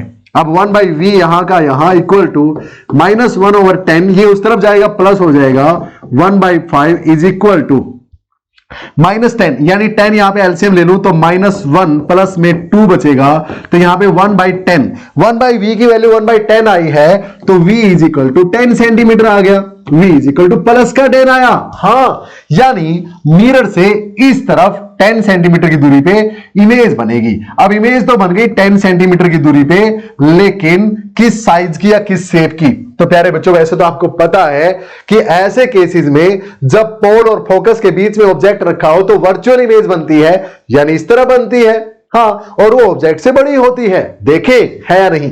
तो देखो, magnification is equal to height of image by में height of object, and that is equal to -v by u। Height of image नहीं पता, वही तो निकालनी है। हाइट ऑफ ऑब्जेक्ट 2 सेंटीमीटर दे रखी है, हमेशा प्लस होती है, इक्वल टू -v कितना, 10।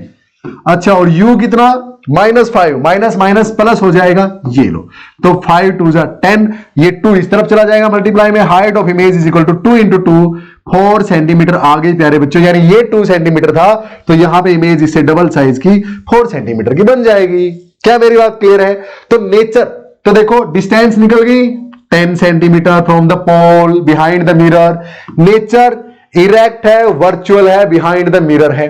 अच्छा, साइज क्या है, 4 सेंटीमीटर है, यानी एनलार्ज्ड है, okay, double two the size of the object है। प्यारे बच्चों, कर सकते हो इस तरह के क्वेश्चंस को, क्यों नहीं कर दोगे यार? इससे आसान क्या होगा? और लिख के ले लो, मतलब एक के साथ कितनी ही जीरोज में लगा दो और लास्ट में परसेंटेज लगा दो, उतने परसेंटेज चांस है इसके एग्जाम में पूछे जाने के। तो उनको चांस नहीं बोलते, उसको बोलते कि पक्का आएगा। चलो फिर नेक्स्ट प्यारे बच्चों, आने से पहले क्या आएगा question, 1 question on applications of refraction of light. Refraction of light की एप्लीकेशंस आपने पढ़ा होगा कि एक पानी के गिलास में मैं पेंसिल रख दूं तो पेंसिल थोड़ी सी टेढ़ी क्यों दिखाई देती है, उस पोर्शन में जो पानी के अंदर है। या फिर एक बकेट है आपकी, पानी से भरी हुई है, उसका जो बॉटम है वो थोड़ा सा ऊपर क्यों उठा हुआ दिखता है आपको, कम डीप दिखती है वो, उसकी रियल डेप्थ की बजाय एपरेंट डेप्थ आपको फील होती है प्यारे बच्चों। एग्जैक्टली क्या कारण है उसका? रिफ्रैक्शन ऑफ लाइट है। जी हां प्यारे बच्चों। So why A pencil seems bent when immersed in a glass of water, इसका आपको डायग्राम बना के दिखाना है। कैसे बनाओगे सुनो, अभी बताता हूं। ये एक, मान लो इस तरह से, थोड़ा सा छोटा बना लेते हैं भाई, ये एक तरह से बीकर टाइप था कुछ, ठीक है। इसमें पेंसिल रखी है प्यारे बच्चों, इस तरह से ग्रीन कलर की प्यारी सी पेंसिल रखी है, ठीक है। तो पेंसिल आप यहां पे खड़े हुए देख रहे हो, इस पेंसिल के ये पॉइंट को आपने देखना है, तो इस पॉइंट से 2 रेज निकाल लो। अब ये खाली है, खाली है बिल्कुल, ठीक है। तो ये पेंसिल में से एक रे आई ऐसे ऊपर की तरफ और आपकी आंखों में चली गई, एक रे आई ऐसे, हां, और आपकी आंखों में चली गई बिल्कुल, और आप यहां पे थे, आपको ये दिखाई आपकी आईज को ये दिखाई दे गया पॉइंट, ठीक है। अब मान लिया इसको ना पानी से भर दिया भैया, ऐसे ऐसे पानी से फिल कर दिया इसको। तो आप बताओ, पानी से फिल करने के बाद ये मैं येलो से बना रहा हूं अब, ठीक है। पानी से फिल करने के बाद ये जो रे है ये तो रिफ्रैक्शन शो करेगी नहीं, क्योंकि नॉर्मली जा रही है एक मीडियम से दूसरे मीडियम में, तो ये तो सीधी चली जाएगी, ऐसे कोई दिक्कत नहीं। लेकिन ये जो रे है इस पे यहां पे मैं नॉर्मल ड्रा करूं तो डेंसर से रेयर मीडियम में जाते हुए अवे फ्रॉम द नॉर्मल जाएगी, यानी ऐसे जाने की बजाय थोड़ा सा ऐसे चली जाएगी प्यारे बच्चों। ये वाली रे पानी के कारण इस तरफ चली गई रिफ्रैक्शन के कारण। तो ये दोनों रेज आफ्टर रिफ्रैक्शन रियल में तो मिलेंगी नहीं, तो वर्चुअली मेरे को इसको पीछे बढ़ाऊं अगर तो यहां मिलती हुई दिखाई दे रही है प्यारे बच्चों। इसी तरह इस पॉइंट की इमेज यहां बन गई, इसकी थोड़ी सी यहां बनेगी, इसकी थोड़ी सी यहां बनेगी, और ये पेंसिल मेरे को ऐसे थोड़ी सी टेढ़ी दिखाई दे जाएगी। समझ में आई मेरी बात? और यही रीजन है कि बॉटम ऑफ द बकेट, इसी तरह अपने पास ये एक बकेट थी, इसका बॉटम में 5 रुपए का सिक्का जो गिरा हुआ है, इससे निकलने वाली रेज मेरी आंखों में गिर रही है ऐसे, और मुझे ये दिखाई दे रहा है यहां पे। लेकिन अब अगर मैं इसमें पानी फिल कर दूं तो ये वाली रे थोड़ी सी ऐसे जाएगी, और मेरे को ये यहां से आती हुई दिखाई देंगी, और इस सिक्के की डेप्थ इतनी दिखाई देगी, सिर्फ इतनी, जबकि रियल डेप्थ ये थी, और ये वाली क्या है? Apparent depth. क्लियर है प्यारे बच्चों? सो आप क्या लिखेंगे? ये बना के दिखा देंगे या फिर ये बना के दिखा देंगे, आपका आंसर मिल जाएगा। और रीजन लिखेंगे the reflection of light. The bottom of a bucket seems to be a bit up, or it feels at an apparent depth due to the refraction of light, like in the given diagram. Why pencil seems to be bent? This is the reason. क्योंकि पानी आने के कारण क्या हो गया? Refraction हो गया प्यारे बच्चों। डेंसर से रेयर में एक रे ऑफ लाइट एंटर करती है। क्या मेरी बात क्लियर है? तो आई होप इस चैप्टर से एक भी क्वेश्चन आप छोड़ेंगे नहीं। अब एक चीज मैंने इस चैप्टर की इंक्लूड नहीं की है, क्या? Refractive index. चांस बहुत कम, ना के बराबर है एग्जाम में पूछे जाने के रिफ्रैक्टिव इंडेक्स के बारे में। क्लियर? लेकिन फिर भी आप पढ़ के चले जाना प्यारे बच्चों। क्या ही पता एग्जाम सेट करने वाले के माइंड का क्या एंड टाइम पे वो सारे पैटर्न को धाराशाही करते हुए बोले कि मैं तो रिफ्रैक्टिव इंडेक्स पूछूंगा भाई। तो आप बता देना।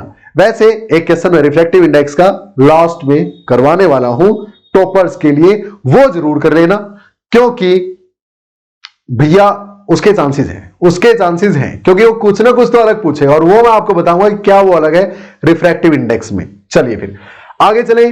नेक्स्ट चैप्टर अपना आता है प्यारे बच्चों, कौन से वाला? Human I and the colourful world. सारे के सारे चारों चैप्टर जो है आपके वो 6 to 7 मार्क्स के आएंगे। कोई 6 का, कोई 7 का, कोई 6 का, कोई 7 का। ठीक है, अब सुनो, ये वाला थोड़ा सा कम आता है। सुनो, इसमें से एक क्वेश्चन आएगा 1 mark on function of any part of the eye. वो आपसे पूछ लेगा प्यूपिल का क्या फंक्शन है, वो आपसे पूछ लेगा सिलेरी मसल्स का क्या काम है, वो आपसे पूछ लेगा रेटिना का क्या काम है, वो आपसे पूछ लेगा आइरिस का क्या काम है। ऐसा छोटा कोई क्वेश्चन पूछ सकता है। तो उनके बारे में, आई और उसके पार्ट्स के बारे में अच्छे से पढ़ के चले जाना प्यारे बच्चों।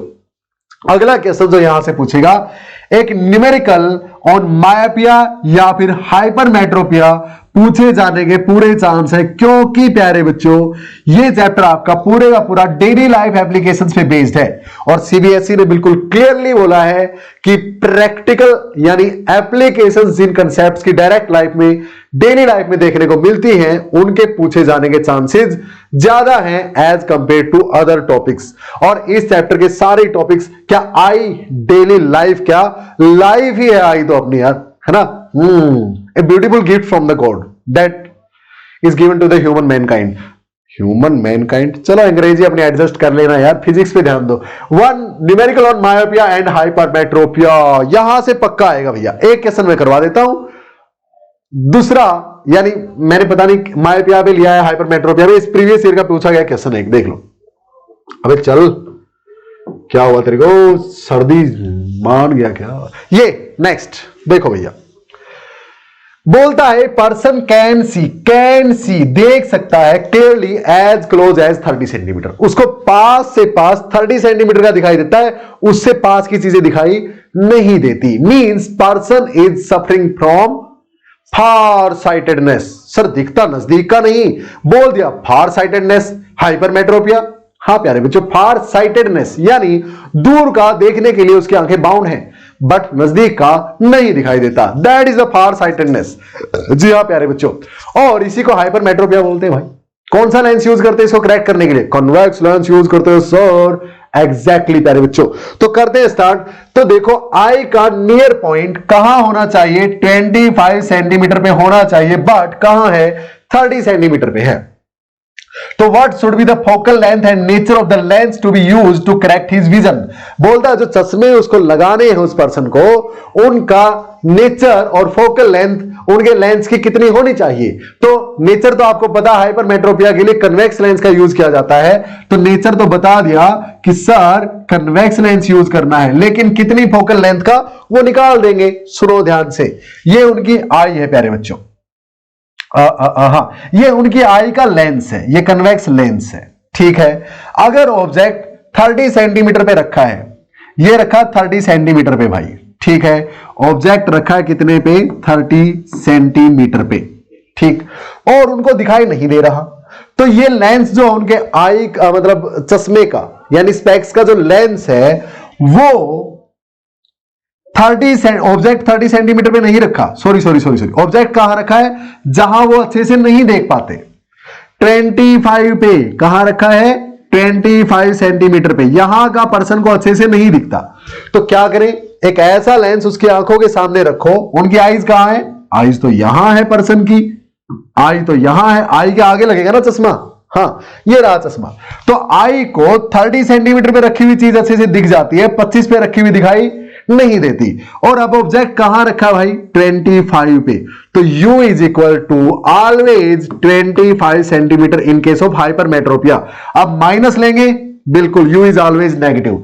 लेकिन इसको अगर इस ऑब्जेक्ट की एक ये वाला लेंस इस ऑब्जेक्ट की एक इमेज अगर 30 पे बना दे, यानी v अगर 30 सेंटीमीटर कर दे माइनस का ही, तो फिर ये पर्सन सही से देख पाएगा इस ऑब्जेक्ट को, है ना भाई। मुझे मेरे सामने 25 सेंटीमीटर पे रखे हुए ऑब्जेक्ट अच्छे से नहीं दिखते, 30 पे रखे हुए दिखते हैं। तो 25 वाले अगर देखने हैं तो मेरी आंखों के आगे ऐसा लेंस लगा दो जो 25 सेंटीमीटर पे रखे हुए ऑब्जेक्ट की इमेज 30 पे बना दे, और मैं उस 30 पे रखे हुए ऑब्जेक्ट को अच्छे से देख पाऊं। हाँ यही तो करना होता है यार लेंस ने। आई होप दिमाग की बत्ती जली। हाँ मैंने ऐसे ही करवाया बच्चों को। अगर आपने मुझसे पढ़ा है तो गारंटी देता हूं यार दिक्कत ही नहीं आनी। हाँ कंसेप्ट अगर क्लियर है ना, फिर रटना नहीं पड़ता कुछ भी यार। सुनो फिर, 1 मिनट का क्वेश्चन था लेकिन आपको समझाना है तो टाइम लग रहा है और कुछ नहीं। तो सुनो फिर, यानी v इतना हो गया, तो f निकाल दो भाई। लेंस है ना, तो 1/v minus 1/u is equal to 1/f use करेंगे।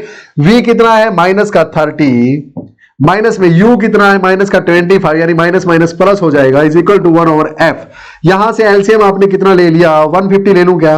चलो 30 पंजे माइनस 5 प्लस में 6 इज इक्वल टू 1/f। तो यहां से आया अपने पास 1/f इज इक्वल टू, अरे अरे अरे 30 पंजा, हाँ बिल्कुल सही है। 25 छिका बिल्कुल सही है। 6 में से 5 गया 1/, यानी f is equal to 150 centimetre. Clear है प्यारे बच्चों? फोकल लेंथ कैसी आई? पॉजिटिव, प्लस का 150 सेंटीमीटर। यानी आपको पता है कन्वेक्स लेंस की होती है पॉजिटिव, तो फोकल लेंथ आ नहीं थी पॉजिटिव। क्लियर? तो इतनी फोकल लेंथ का इस नेचर का एक लेंस आप यूज कर सकते हैं to correct this vision. Exam में आएगा प्यारे बच्चों। I hope it is quite clear. पक्का ना? चले आगे नेक्स्ट कंसेप्ट पे चलते हैं। इस तरह के क्वेश्चन, ये next one question on phenomena, which phenomena is involved.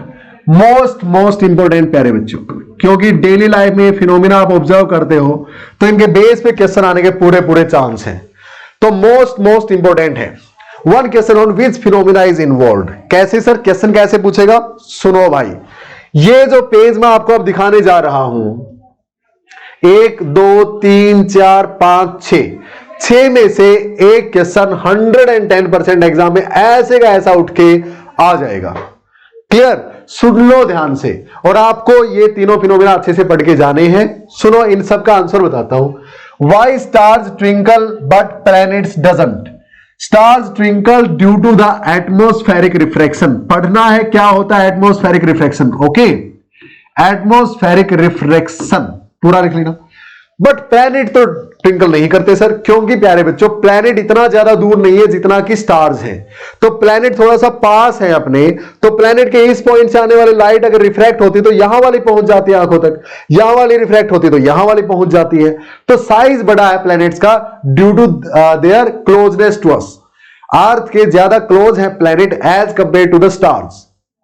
So that's why an average amount of light continuously keeps on coming to our eyes, due to which even after the atmospheric refraction the planets are continuously visible at the same intensity, while stars being very high from the earth, at a very high distance from the earth, they seems to be point sized. So when due to reflection the light do not reach our eyes, they do not seem to be there, but the next moment when light reaches our eyes, they seems there, hence they keeps on twinkling. So it is due to the refraction, atmospheric refraction. What is the reason behind early sunrise and delayed sunset? सुबह सूरज निकलने से ही 2 minute पहले दिखाई देने लग जाता है अपने को, और शाम को छिप जाने के बाद भी 2 मिनट दिखाई देता है, due to the atmospheric reflection. बताया था बिल्कुल अच्छे से। ओके, तो ये भी इसी कारण से दिन की लेंथ 4 मिनट बढ़ जाती है प्यारे बच्चों, 2 मिनट सुबह और 2 मिनट शाम को। Question, why the sky is blue and clouds are generally white? भाई स्काई ब्लू क्यों है, क्लाउड्स जनरली व्हाइट क्यों दिखते हैं? Due to the scattering of light. जिस हाइट पे अपने को स्काई सीन होता है प्यारे बच्चों, लगता है वहां पे स्काई है, उस हाइट पे अर्थ के पोल्यूशन के कारण या फिर गैसेस मॉलिक्यूल्स का साइज वहां पे बहुत छोटा है, जिस कारण सन से आने वाली लाइट जो है व्हाइट लाइट, उसके सिर्फ कम वेवलेंथ वाले कलर्स यानी वॉयलेट, इंडिगो, ब्लू, ये ज्यादा स्कैटर होते हैं और इनका कॉम्बिनेशन हमें ब्लू दिखाई देता है। लेकिन जैसे वो उससे नीचे अर्थ के एनवायरनमेंट में आते हैं, जितनी हाइट पे क्लाउड्स हैं, वहां पे अर्थ के पोल्यूशन के कारण या अर्थ की गैसेस के मॉलिक्यूल थोड़े से बड़े हैं, ज्यादा वेवलेंथ के मॉलिक्यूल्स हैं, और वो हाई वेवलेंथ वाले कलर्स को भी स्कैटर कर देते हैं। तो विबग्योर 7 कलर्स स्कैटर होते हैं और सबका कॉम्बिनेशन हमें व्हाइट दिखाई देता है। That's why the clouds are generally white. तो यानी इसके पीछे रीजन क्या है? Scattering of light. क्या रीजन है प्यारे बच्चों? स्कैटरिंग ऑफ लाइट, याद रखना है। Next, why the sun is oval shaped during sunset? Sunset के टाइम पे सन थोड़ा सा ना ओवल शेप हो जाता है, क्योंकि प्यारे बच्चों again atmospheric refraction. Atmospheric refraction क्योंकि वो अर्थ के ओरिजिन में थोड़ा सा ज्यादा क्लोज आ जाता है छिपते टाइम, और उसके कारण रिफ्रैक्शन ज्यादा होता है, तो साइड वाइज से भी ज्यादा फैला हुआ दिखता है और ओवल शेप का अपने को दिखता है। एटमॉस्फेरिक रिफ्रैक्शन याद रखना है। और अगर इसी में वो पूछे कि सन मॉर्निंग में और इवनिंग में ज्यादा रेडिश क्यों दिखाई देता है, तो उसका रीजन स्कैटरिंग ऑफ लाइट है। इवनिंग में या फिर मॉर्निंग में ज्यादा रेडिश, ज्यादा रेड कलर का दिखने के पीछे रीजन क्या है? Scattering of light. Scattering of light याद रखना है, एक क्वेश्चन 100% आएगा भाई इनमें से। फिर name all the phenomena involve in rainbow formation. ये क्वेश्चन बहुत बार रिपीट हुआ है। रेनबो फॉर्मेशन में ना रिफ्रैक्शन ऑफ लाइट देखने को मिलता है प्यारे बच्चों, एटमॉस्फेरिक नहीं, सिंपल रिफ्रैक्शन ऑफ लाइट देखने को मिलता है। डिस्पर्जन ऑफ लाइट देखने को मिलता है प्यारे बच्चों, लाइट का 7 कलर्स में डिस्पर्ज हो जाना, तभी तो रेनबो बनता है। और टोटल इंटरनल रिफ्लेक्शन शो होता है प्यारे बच्चों, टोटल इंटरनल रिफ्लेक्शन। ये होता क्या है, ऐसा पूछे जाने के चांसेस ना के बराबर है। और वो जो टॉपर्स के लिए बताऊंगा ना मैं कुछ क्वेश्चन, उसमें आपको TIR समझाऊंगा, क्योंकि इसके बारे में अगर पूछा तो छोड़ना मत प्यारे बच्चों, करवाऊंगा ये मैं आपको। ओके, टीचर्स करवाते नहीं है, लेकिन यहां से कभी न कभी क्वेश्चन आके गिरेगा पक्का, तो ये करेंगे। तो ये 3 फिनोमिना इन्वॉल्व हैं रेनबो फॉर्मेशन में। Why the danger signals are generally red? Reason क्या है? Scattering of light. क्योंकि बाकी सारे कलर स्कैटर ज्यादा होते हैं, ये सबसे कम स्कैटर होता है और अपनी आंखों तक इजीली पहुंच पाता है, चाहे धुंध का मौसम हो चाहे कुछ भी हो। I hope it is quite clear to all of you. तो प्यारे बच्चों, इस चैप्टर के भी हमने सारे के सारे कंसेप्ट क्लियर कर लिए हैं। एक बार इन तीनों को अच्छे से नोट डाउन कर लो। Let me check whether everything is going good और नॉट। तो स्टार्ट करते हैं फिर अपना next step. So I hope everything is well noted प्यारे बच्चों। अब रेडी हो जाइए एक super storming 50 minutes conversation on special concepts for toppers to achieve 100% in class 10 physics. प्यारे बच्चों, एक क्वेश्चन मैंने बोला आपको 1 मार्क और ए मैक्सिमम ऑफ 2 मार्क के 2 पार्ट्स हिला देने वाले देता है भाई। तो आपको पूरा फोकस करके समझना है चीजों को। मुश्किल कुछ नहीं है, मुश्किल कुछ नहीं है, थोड़ा सा नया है, ठीक है। बस सुनिए ध्यान से।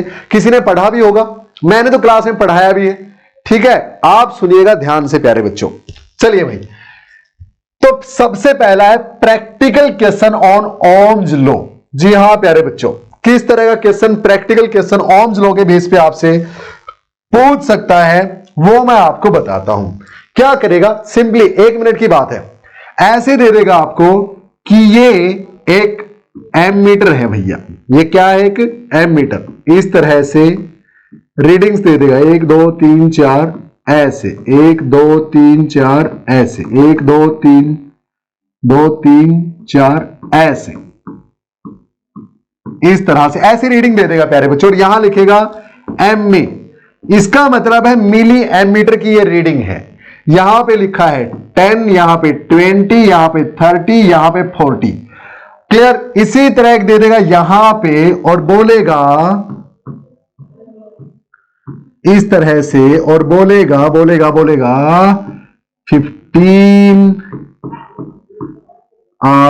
30, हाँ,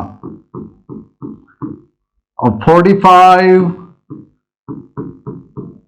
और 60, और यहां ऐसे लिख देगा V। यानी ये वोल्ट मीटर है प्यारे बच्चों, और ये क्या है, एम मीटर नहीं, मिली एमीटर है, क्योंकि मिली एम्पियर में करंट की रीडिंग आपको देगा। सबसे पहली बात आपसे पूछता है what is the least count of the given milli ammeter. Least count कितना है, यानी ये छोटी से छोटी रीडिंग कितनी दे सकता है। तो सुनो प्यारे बच्चों, लीस्ट काउंट, लीस्ट काउंट क्या होता है, LEASTCOUNT।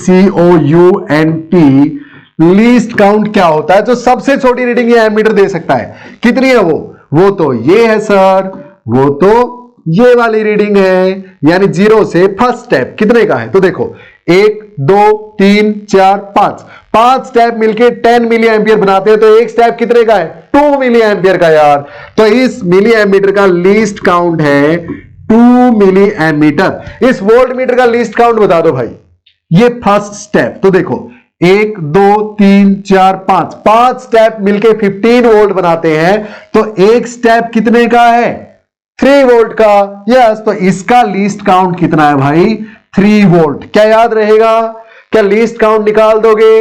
अगली बात सुनो, वो बोलेगा कि इसमें रीडिंग दे रखी है।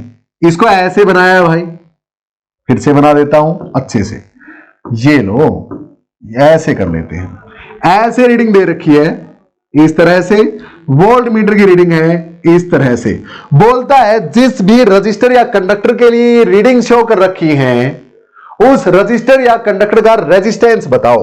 तो आप क्या निकालोगे, आर तो होता है सर V बाई आई। तो V कितना है, ये 45 सर, 46 47 48 वोल्ट। नहीं, ये गलती नहीं करनी है प्यारे बच्चों। सुनो, हर स्टेप कितने का है, 3 वोल्ट का। क्लियर। तो 45 प्लस 3 48 प्लस 3 51 प्लस 3 54। तो V इज 54 वोल्ट। याद रहेगा। I कितना है, करंट। देखो भाई ये कितना है, 10 11 12 13। ना सर, अब नहीं करेंगे गलती, पक्का ना। सुनो, ये 10 था भाई, जिसके ऊपर 10 लिखा हुआ तो श्योरली 10 ही है ना। तो 10 लीस्ट काउंट 2 है, तो 10 से 12 14 16, तो ये है 16 मिली एम्पियर। अब फिर से गड़बड़, तो इतने ओम आ गया सर आंसर। ना प्यारे बच्चों, जब ये वोल्ट में है, ये एम्पियर में है, तब रेजिस्टेंस ओम में आएगा ना। हाँ, लेकिन यहां पे तो ये मिली एम्पियर में है, तो मिली एम्पियर को एम्पियर में कन्वर्ट करने के लिए 1000 से क्या करते हैं डिवाइड, तो 16/1000 और 1000 चले जाएगा ऊपर, इतने ओम इसका रेजिस्टेंस आएगा। क्या मेरी बात क्लियर है आपको? इस तरह के क्वेश्चन एग्जाम में पूछेगा प्यारे बच्चों। क्लियर है? पक्का कर सकते हो? सुनो फिर अब अगली बात, एक और बात मैं आपको इसके बारे में बताने जा रहा हूं कि ये मेरे पास V वर्सेस I ग्राफ है। इसका एक छोटा सा क्वेश्चन सिंपल वाला तो मैंने पहले करवाया आपको, अब थोड़ा सा टिपिकल वाला सुनना जरा। सेम मटेरियल है, ठीक है? हाँ, ये मटेरियल है मेरे पास A, और यहां पे लिया मैंने इसी को। सेम मटेरियल है दोनों का, same shape, same size, same volume, सब कुछ सेम है दोनों का। मैंने एक के लिए यहां पे एक को नाम दे दिया A, एक को नाम दे दिया B, ठीक है, और एक के लिए ये ड्रॉ किया। तो बताओ दोनों में से किसको मैंने हायर टेम्परेचर पे रखा है? ये दोनों कंडक्टर्स हैं, दोनों में से किसका टेम्परेचर ज्यादा है? देखो सर दोनों सेम है ना, तो दोनों की सेम लाइन होनी चाहिए थी। हां, तो प्यारे बच्चों बताओ दोनों में से रेजिस्टेंस किसका ज्यादा है? V के क्लोज वाले का, क्योंकि V वर्सेस I ग्राफ है, I वर्सेस V नहीं है। या वो भी होता तो V के क्लोज वाले का रेजिस्टेंस हायर होता as compare to the other one. इसका रेजिस्टेंस कम, इसका ज्यादा। हाँ, तो जिसका रेजिस्टेंस ज्यादा है समझ लो उसी का टेम्परेचर ज्यादा है प्यारे बच्चों। So here out of A and B the A is at higher temperature. Clear? तो रेजिस्टेंस पूछता आपसे जनरली किसका ज्यादा है, अगर टेम्परेचर ज्यादा पूछ ले किसका है, अगर उनका शेप, साइज, मटेरियल, वॉल्यूम सब कुछ सेम है तो आप क्या करेंगे? जिसका रेजिस्टेंस ज्यादा उसी का टेम्परेचर भी ज्यादा प्यारे बच्चों, क्योंकि टेम्परेचर भी रेजिस्टेंस को अफेक्ट करता है और कंडक्टर्स के लिए टेम्परेचर बढ़ाने पे रेजिस्टेंस की वैल्यू बढ़ती है, याद रहेगा। और इनमें से किसका रेजिस्टेंस ज्यादा है? इस वाले का, क्योंकि ये सेम वोल्टेज पे कम करंट चलाता है as compare to this one, क्योंकि ये ज्यादा करंट चलाता है उतनी ही वोल्टेज पे as compare to this one. Clear? बता दोगे भाई? चलिए नेक्स्ट। इस तरह के क्वेश्चन दो तरह के बताए मैंने, छोड़ने नहीं है, ना ही ये वाला और ना ही टेम्परेचर वाला। आगे सुनो, factors affecting force on A charged particle. एक चार्ज्ड पार्टिकल पे लगने वाला फोर्स, जब एक्सटर्नल मैग्नेटिक फील्ड में चार्ज पार्टिकल को रखते हैं प्यारे बच्चों, जैसे मैंने आपको बताया था कि ये मैग्नेटिक फील्ड है, मान लिया invert the plane of board है, बिल्कुल। तो मैंने क्या किया, यहां पे ना इसमें चार्ज को फ्लो करवा दिया, तो इस चार्ज पे फोर्स लगेगा, बिल्कुल लगेगा। उस फोर्स की वैल्यू होती है प्यारे बच्चों Q V B sine theta. क्या होती है? Q V. देखो इस फोर्स की डायरेक्शन तो निकालनी सीख ली, बट फोर्स लगेगा कितना वो निकालना है, तो इस तरह से निकलता है। ठीक है, सुनो अब, तो चार्ज जितना ज्यादा होगा जो आपने चलाया इस एक्सटर्नल मैग्नेटिक फील्ड में, उस पर फोर्स भी उतना ही ज्यादा लगेगा। जितनी ज्यादा वेलोसिटी के साथ चार्ज को चलाओगे इस मैग्नेटिक फील्ड में, उतना ही फोर्स ज्यादा लगेगा, और जितनी ज्यादा स्ट्रॉन्गर ये मैग्नेटिक फील्ड अप्लाई करोगे इस चार्ज पे, उतना ही ज्यादा स्ट्रॉन्गर इस पे फोर्स लगेगा।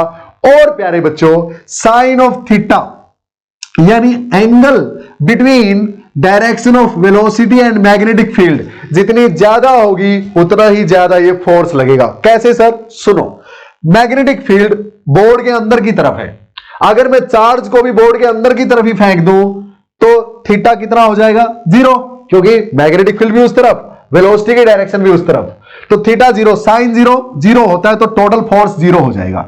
यानी मैग्नेटिक फील्ड की ही डायरेक्शन में अगर आप एक चार्ज पार्टिकल को चलाओगे तो उस पर कोई फोर्स नहीं लगाएगी वो मैग्नेटिक फील्ड, 0 फोर्स लगेगा, याद रखना है।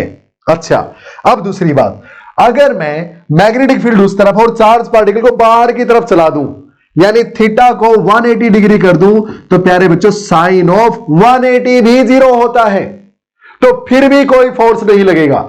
यानी एक्सटर्नल मैग्नेटिक फील्ड की ही डायरेक्शन में या फिर अपोजिट डायरेक्शन में, either parallel to magnetic field और अपोजिट टू मैग्नेटिक फील्ड अगर करंट की डायरेक्शन, अगर चार्ज पार्टिकल की डायरेक्शन है, तो उस पर कोई फोर्स और मैग्नेटिक फील्ड नहीं लगा पाएगी प्यारे बच्चों, याद रहेगा। अच्छा, तो सर सबसे ज्यादा फोर्स कब लगता है? तब लगता है, कब? जब करंट और मैग्नेटिक फील्ड परपेंडिकुलर है एक दूसरे के प्यारे बच्चों, क्योंकि हमें पता है साइन ऑफ 90, परपेंडिकुलर मतलब 90, साइन ऑफ 90 होता है 1, और आपको पता है साइन की मैक्सिमम वैल्यू +1 ही होती है। हां, तो force on A charge particle need to move in a magnetic field will be maximum when the direction of motion of the particle is perpendicular to the direction of applied magnetic field. Clear? And this force will be minimum when the particle is either parallel or anti-parallel to the direction of applied magnetic field। प्यारे बच्चों याद रहेगी ये बात। और force उतना ही ज्यादा होगा जितनी ज्यादा वैल्यू का चार्ज होगा, जितनी ज्यादा वेलोसिटी के साथ चलाओगे, जितनी ज्यादा मैग्नेटिक फील्ड अप्लाई करोगे, और मैक्सिमम होगा जब थीटा 90 डिग्री होगा। क्या मेरी बताई गई सारी बातें आपको क्लियर हैं? चांसेस हैं क्वेश्चन आने के। चले आगे, चले आगे। Total internal reflection and critical angle next page पे बता देता हूं। अबे चल, क्या हो गया तेरे को? हाँ, टोटल इंटरनल रिफ्लेक्शन क्या होता है सुनो, मैंने पहले भी आपको थोड़ा सा हिंट दिया था, अब सुनो ध्यान से। भैया मान लिया ये मेरे पास यहां पे कोई डेंसर मीडियम है और यहां पे कोई रेयरर मीडियम है प्यारे बच्चों। कैसा है? रेयरर मीडियम है।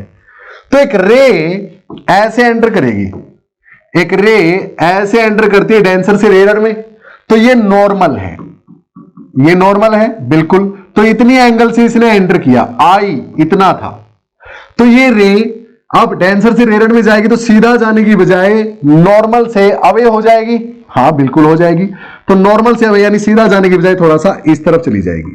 ठीक है, अब अगर मैं इंसिडेंट रे को थोड़ा सा और ज्यादा एंगल से स्ट्राइक करवाऊं, यानी ये एंगल ऑफ इंसिडेंस इतनी ज्यादा कर दी मैंने, तो ये ऐसे आ जाएगी भाई। हाँ, तो प्यारे बच्चों एंगल ऑफ इंसिडेंस बढ़ाते बढ़ाते बढ़ाते बढ़ाते एक एंगल ऐसी आएगी जिस एंगल पे ये रे रिफ्रैक्ट होने की बजाय रिफ्लेक्ट हो जाएगी उसी मीडियम में जिसमें से एंटर की थी, जिसमें से इंसिडेंट रे चल रही थी। दो मीडियम्स के इंटरफेस पे टकरा के अगर रिफ्लेक्ट बैक हो जाए सेम मीडियम में, तो जिस एंगल से वो टकराई है उस एंगल को क्रिटिकल एंगल बोलते हैं प्यारे बच्चों। क्या बोलते हैं? Critical angle. एक बात बताओ, ये जो रिफ्लेक्शन हुआ है ये मिरर के कारण हुआ है क्या? ना, ये तो एंगल ही आपने इतनी ज्यादा कर दी इंसिडेंस की कि रिफ्रैक्शन के कारण रे मीडियम चेंज ना करने की बजाय रिफ्लेक्ट बैक होगी सेम मीडियम में। So the angle at which an incident ray going from denser to rarer medium shows reflection instead of refraction, that angle is known as critical angle। प्यारे बच्चों clear है? और ये जो angle of incidence critical angle से ज्यादा होगी तो रिफ्लेक्शन नहीं, जो फिनोमिना होता है रिफ्लेक्शन का उसको टोटल इंटरनल रिफ्लेक्शन बोलते हैं। रिफ्लेक्शन क्या होता है? अगर ये मिरर से टकरा के आती, लेकिन ये तो मिरर से टकरा के नहीं आई, ये तो रिफ्रैक्शन का ही एक्सटेंडेड वर्जन एक तरह से। हाँ, तो उसको बोलते हैं total internal reflection. So total internal reflection is the phenomena in which if a ray going from denser medium to rare medium strikes the interface of the mediums at an angle greater than critical angle, it comes back to the same medium. That phenomena is known as total internal reflection। याद रहेगा प्यारे बच्चों critical angle क्या होती है, total internal reflection क्या होता है। I hope quite clear, simple. चले आगे, नेक्स्ट कंसेप्ट पे चलूं मैं, नेक्स्ट पे चलिए भैया। अच्छा, TIR total internal reflection rainbow में होता है। हाँ याद आया, ये एक रेन ड्रॉप थी, इसमें सन से आने वाली रेज ऐसे आती हैं, 7 कलर्स में डिस्पर्स हो जाती हैं। तो अब इनको जाना तो इससे बाहर चाहिए था, लेकिन नहीं, कुछ रेज क्रिटिकल एंगल से ज्यादा एंगल पे यहां पे स्ट्राइक हो जाती है और वापस चली जाती हैं ऐसे। समझ में आई बात? और ये ही रेज रेनबो बनाती हैं। तो यानी TIR भी फॉलो होता है रेनबो बनने में, है ना। और जो क्रिटिकल एंगल से कम पे टकराई वो सीधी निकल गई, वो रेनबो नहीं बनाएंगी। याद आया? हाँ, वो अपने को दिखाई नहीं देंगी। चलिए भैया, अब ये भी हो गया। अब अगली बात, एस्ट्रोनॉमिकल टेलीस्कोप एंड माइक्रोस्कोप। जी हां प्यारे बच्चों, इसके बेस पे भी काफी कुछ पूछ सकता है, काफी कुछ नहीं, बस एक चीज ध्यान रखना। अच्छा, माइक्रोस्कोप क्या होता है? माइक्रोस्कोप जो चीजों को बड़ी करके दिखाए, माइक्रो छोटी चीजों को बड़ी करके दिखाए, माइक्रोस्कोप। तो आपका जो सिंपली ये जो लेंस है, ये क्या दिखाता है? कन्वेक्स लेंस, चीजों को बड़ी करके दिखाता है, ये माइक्रोस्कोप ही है भाई। हाँ, लेकिन जब चीजें बहुत ज्यादा बड़ी करके देखनी है तो ये काम नहीं आता, फिर कंपाउंड माइक्रोस्कोप यूज करते हैं। तो आपको बोले माइक्रोस्कोप के तौर पे कौन सा लेंस यूज किया जा सकता है, तो आप बताना कन्वेक्स लेंस यूज किया जा सकता है। अच्छा, और ज्यादा बड़ा करके देखना है चीजों को, तो कौन सा लेंस यूज करूं, तो उसको बताओ। एक कन्वेक्स लेंस ले लो और एक और बड़ा सा कन्वेक्स लेंस, उससे ज्यादा बड़ा अपर्चर वाला कन्वेक्स लेंस ले लो। इस सिस्टम को बोलते हैं, इनको एक पार्टिकुलर डिस्टेंस से सेपरेट कर दो, इसको बोलते हैं कंपाउंड माइक्रोस्कोप। क्या बोलते हैं प्यारे बच्चों? Compound microscope. समझ में आई बात? छोटी छोटी चीजें याद रखनी है बस आपको। एक कन्वेक्स लेंस और दूसरा कन्वेक्स लेंस, एक छोटा और एक बड़ा। यह है ऑब्जेक्ट पीस और यह है आई पीस। यह है ऑब्जेक्ट पीस, यह है आई पीस। आई पीस हमेशा बड़ा होता है ऑब्जेक्टिव पीस से जब कंपाउंड माइक्रोस्कोप की बात करते हैं। याद रहेगा प्यारे बच्चों, सिंपल। ये ऑब्जेक्ट को आपको बड़ा करके देगा। मान लिया ऑब्जेक्ट यहां रखा हुआ है, तो ये उसको बड़ी इमेज उसकी यहां पे बना देगा, और ये वाला इसकी और ज्यादा बड़ी इमेज यहां बना देगा प्यारे बच्चों। इस तरह होता है। जो मैंने बताया बस वो सुनना है ध्यान से। क्वेश्चन कुछ भी पूछ सकता है, आंसर इन्हीं बातों में से आएगा जो मैंने बताई है। अब एक होता है टेलीस्कोप। ये क्या था? माइक्रोस्कोप। टेलीस्कोप जो चीज प्यारे बच्चों, टेलीस्कोप का यूज कब करते हो? जब सोलर एक्लिप्स देखना हो आपको, है ना, यानी तारे देखने हो, स्टार्स देखने, यानी एस्ट्रोनॉमिकल थिंग्स अगर देखनी है, एस्ट्रोनॉमिकल थिंग्स, तो एस्ट्रोनॉमिकल टेलीस्कोप का यूज करेंगे। एस्ट्रोनॉमिकल टेलीस्कोप, है ना। So the telescope which is used to see the far away objects. दूर की चीजें देखनी है, दूरबीन आप यूज करते हो। एस्ट्रोनॉमिकल, कितना गंदा राइटिंग आ रही है। एस्ट्रोनॉमिकल टेलीस्कोप प्यारे बच्चों, तो उसमें क्या होता है? कंपाउंड माइक्रोस्कोप का उल्टा। आई ऑब्जेक्टिव पीस बड़ा सा, आई पीस छोटा सा। समझ में आई बात? और इन्फिनिटी में रखी होती चीजें, हाँ, क्योंकि स्टार्स के पास वो चीजें देखनी है। क्लियर है? तो ये एस्ट्रोनॉमिकल टेलीस्कोप होता है जिसमें कि ऑब्जेक्टिव पीस बड़ा होता है और आई पीस छोटा होता है। कंपाउंड माइक्रोस्कोप में उल्टा था, आई पीस छोटा था, ऑब्जेक्टिव पीस ऑब्जेक्टिव पीस छोटा था, आई पीस बड़ा था। हाँ, क्लियर है ये बात? ये पूछेगा। अब एक चीज और ऐड कर देता हूं, 2 मिनट और लग जाएंगे प्यारे बच्चों। एक क्वेश्चन क्या पूछता है? ये तो सिंपल ही है, ये तो पूछा हुआ भी है पहले। सुनो ध्यान से, इसमें टॉपर्स का कोई लेना देना नहीं है। अब जो बताने वाला हूं, एक्स कोई मीडियम है, उसका refractive index of medium X with respect to Y is, मान लिया 3/2। Refractive index of Y with respect to Z is 4/3. What will be the refractive index of x with respect to z? निकाल दोगे भाई? निकाल दोगे? Simple, पक्का ना? सुनो, आपको पता है velocity of light in x, एक सेकेंड, आप एक बार बेसिक से बताता हूं आपको। पता रिफ्रैक्टिव इंडेक्स निकालना है किसी मीडियम का, मान लिया कुछ भी है मीडियम, ग्लास है, विद रिस्पेक्ट टू एयर। तो क्या करते हो आप? Velocity of light in air को डिवाइड करते हो velocity of light in glass से, रिफ्रैक्टिव इंडेक्स आ जाता है ग्लास का विद रिस्पेक्ट टू एयर। इसी तरह ये सेम चीज यूज करो यहां पे। Refractive index of X with respect to Y, यानी velocity of light in Y by में velocity of light in X will be equal to 3/2। यहां पे velocity of light in z by में velocity of light in y will be equal to 4/3, और यहां से velocity of light in z by में velocity of light in x निकालनी है आपको। हाँ, तो यानी z बाय x करना है, z बाय x करना है। तो क्या करेंगे आप? इसको इससे डिवाइड कर दो। समझ में आई ना बात? तो कर दो भैया, vy बाय में vx, डिवाइड में ये गया, मल्टीप्लाई कर दो, सॉरी मल्टीप्लाई कर दो दोनों को। तो यहां पे इंटू में vz बाय में vy, so that is equal to 3/2 into 4/3। कितना आएगा? 4/2। हाँ, यानी 2 आ जाएगा भाई।